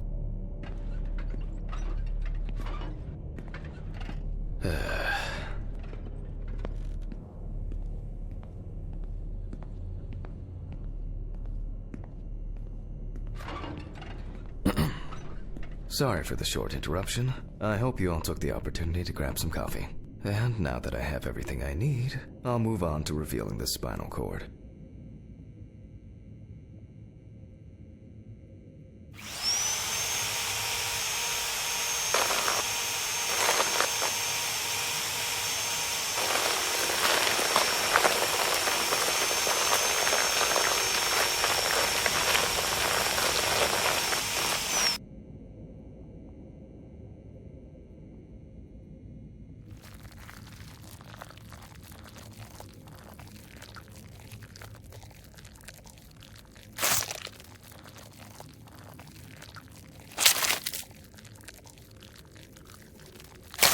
Spine is removed. I can see that the spinal cord was not severed. This shows that apart from the marks around the neck, hanging didn't negatively affect the condition of the deceased. Ladies and gentlemen, almost over. Now, to sum up and tidy away the body.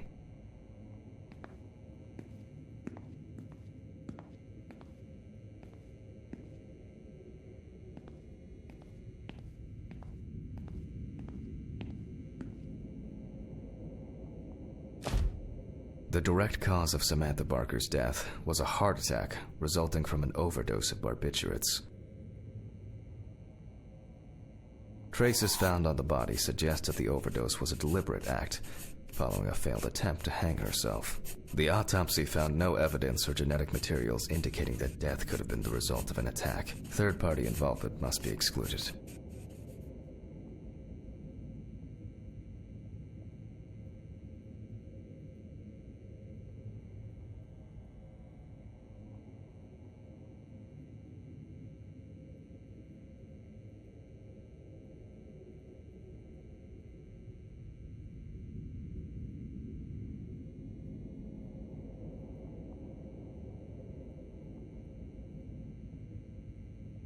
Autograph, and we can start sewing.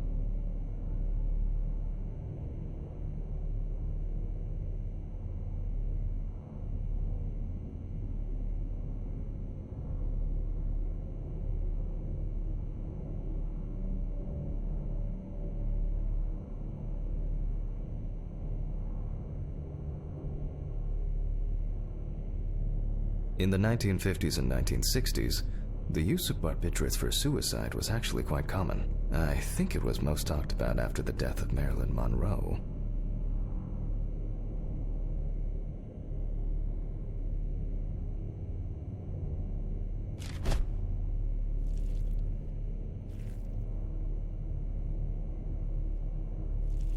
At home, it was a help and comfort. On death row, a farewell to the convicts.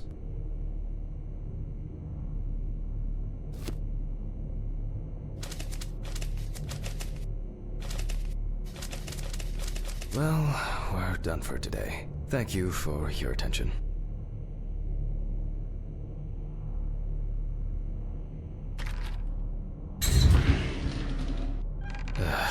Tiring day. I can feel those hunger pains coming on. I guess I'll have to pick something up along the way. Gloves in the trash, leave the apron for cleaning. Now I can go. Camera. I didn't turn it off.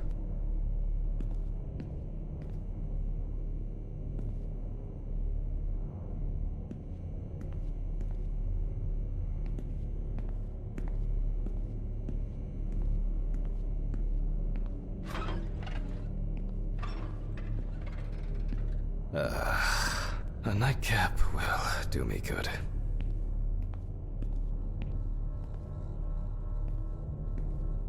What? Still looking at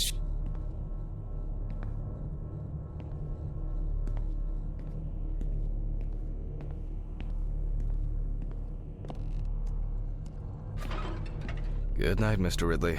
The police will pick up the body and accompanying documentation in the morning. Sure.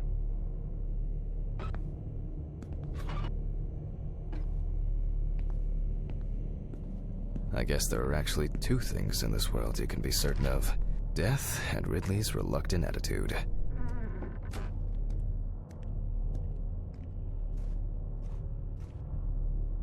Alright, maybe three things. My whiskey on the rocks when I get home.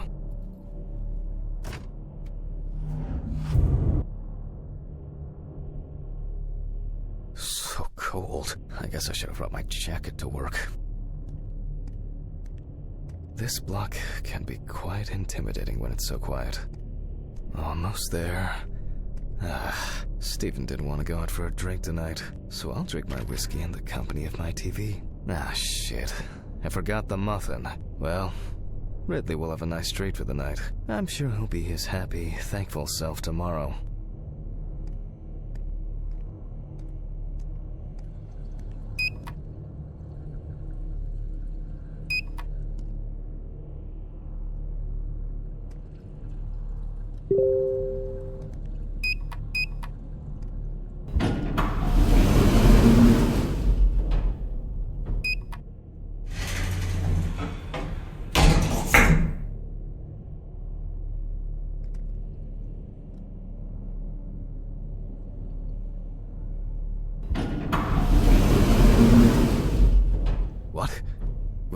What?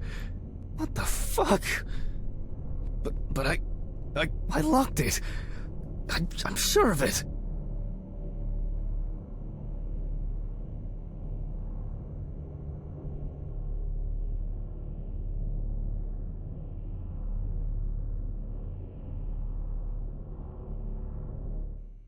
Who the fuck did this? I don't have anything valuable. Money. Oh, God. Oh, God.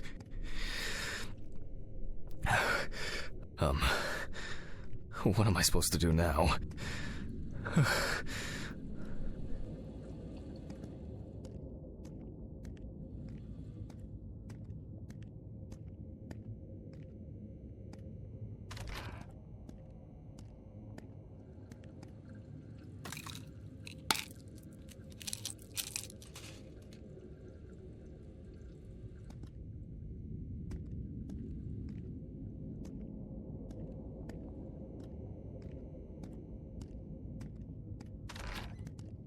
Fuck! Great. That's all I need. What if it was Red Pete?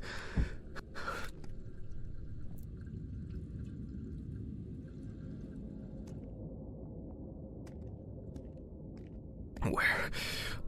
I need my pills.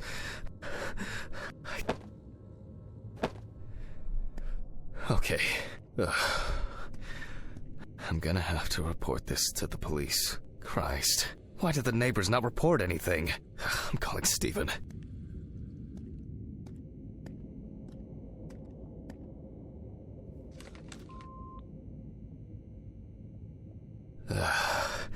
Stephen? Now, Jack, I told you, I'm going for a drink with you for another night in a row. That's not why I'm ringing. Although I could do with one. Someone broke into my apartment. What? Did anyone see anything? Have you called the police yet? No, I don't think so. Anyway, no one contacted me. As for the police, I'm calling right now, officer. All right. Do you want me to head round? Look for any trace evidence? I don't know. No, I guess not. Honestly, I don't have the strength to deal with it right now. I just want to lie down. Are you sure? Because it's no trouble at all. I think so. I'm sorry. I just wanted to calm down a bit. I don't know. That's probably some stupid joke. Only money was stolen. Money? From Alice's box? Oh, fuck. Listen, I can come over. I have the key. I'll drop by, do what I need to do, and you go get some sleep. No, don't trouble yourself. Lately, I've been just so tired and distracted. I don't know. Maybe I forgot to close the apartment door on my way to work. If anything else is missing, I'll let you know and call the police. All right. Just make sure you close it tonight. If you see anything weird tomorrow, let me know. Whoever did this may be watching you. I don't think anyone is dumb enough to come back. You're probably right. Take care, Jack. If you need anything, call me. I promise I will. Thanks, Stephen. Sorry to bother you again. I've just been all over the place lately. It's not a problem. Good night, Jack. Good night.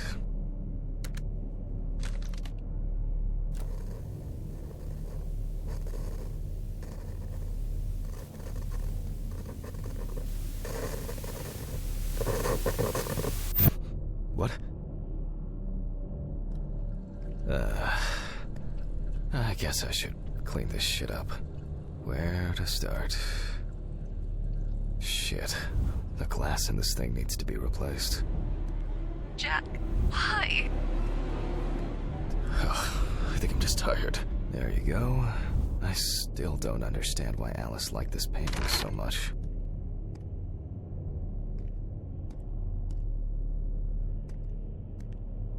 Maybe I could barricade the door with this. I should pack this thing away. I have no interest in DIY at the moment. Now I'm sure I won't get caught up in these papers. Alice's family should really have some of these. What a mess. Now if only I could blame this on the burglars. That's enough for now. Jeez, I'm exhausted. I'll get the rest in the morning. It seems like the burglar wasn't looking for anything here. Actually, I'm not surprised.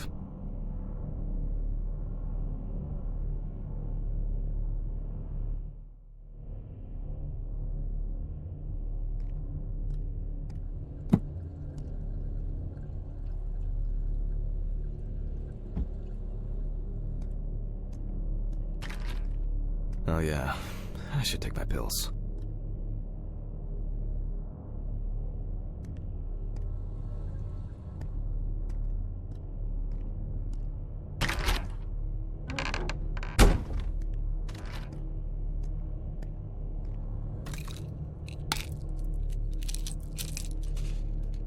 I feel like it takes me forever to finish these things. That's enough. It will never look clean. I need to quickly change and finish getting ready.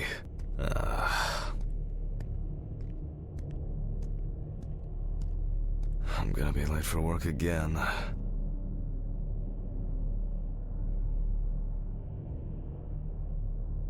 Got my keys, got my files. Check.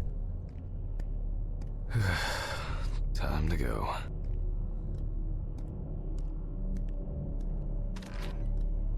Remember to close the door properly, Jack. I'll ask the neighbors tomorrow if they saw anything suspicious. I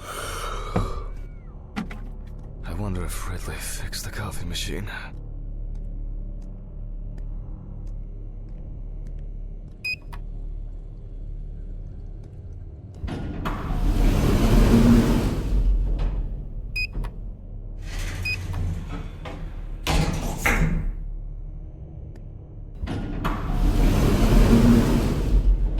Huh?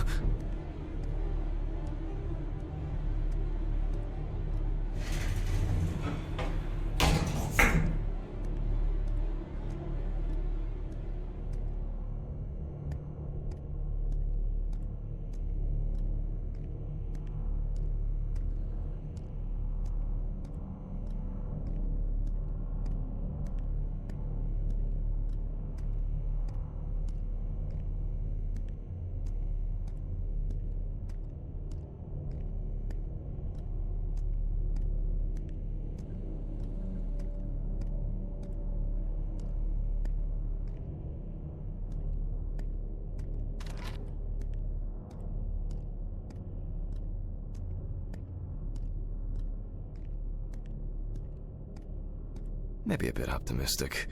I'd better grab a coffee on the way.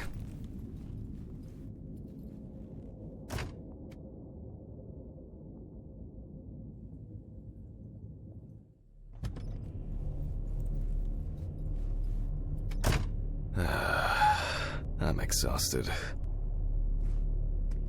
I wonder who Stephen brought in today.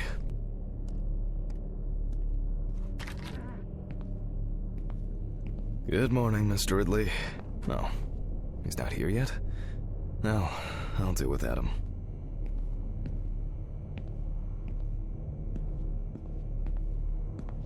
I hope he... Oh, come on. He was too lazy to even wheel the gurney to the autopsy room.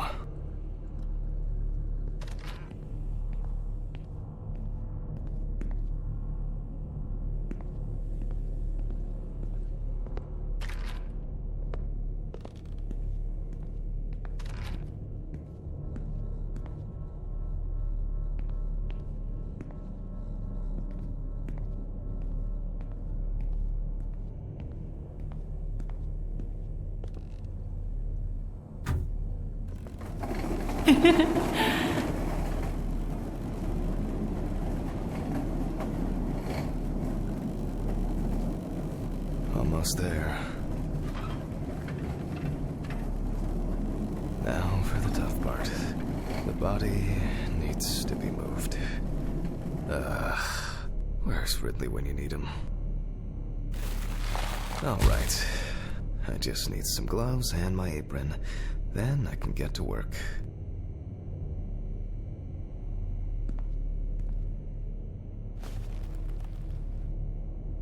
I'm going to need my tape recorder for this.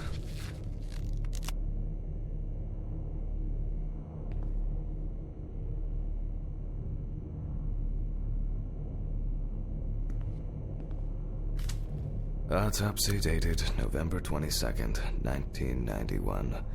7:32 p.m. Led by Dr. Jack Hanman.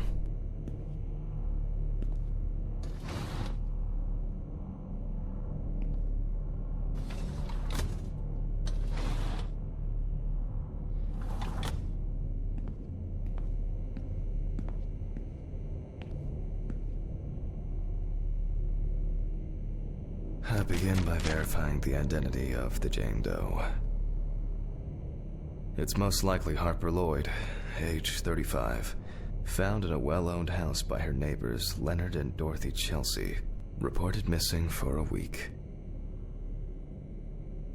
Firefighters found the body after the Chelsea family began complaining that their tap water tasted strange, and at one point had begun to smell and turn a dark color. It is also known that the deceased was diagnosed with affective bipolar disorder. Harper was placed on drug therapy, which she dropped out of fairly regularly. During her treatment, she was under the care of her common-law partner, Richard Benson, professional truck driver. The last person who had contact with the deceased was her partner. Harper's last message read as follows: "I'm gonna take a shit in their stupid well. Then we'll see who has the last laugh." Nice one.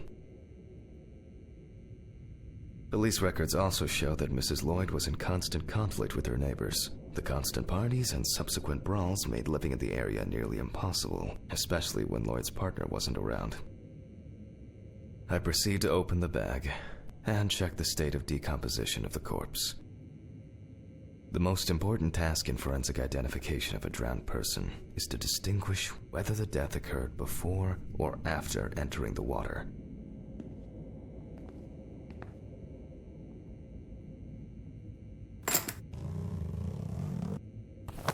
Okay, that could have been worse. I carefully removed the victim's clothes so as not to damage the skin. The deceased was found fully clothed. One shoe is missing. I'm going to need the camera to document all possible suspicious marks.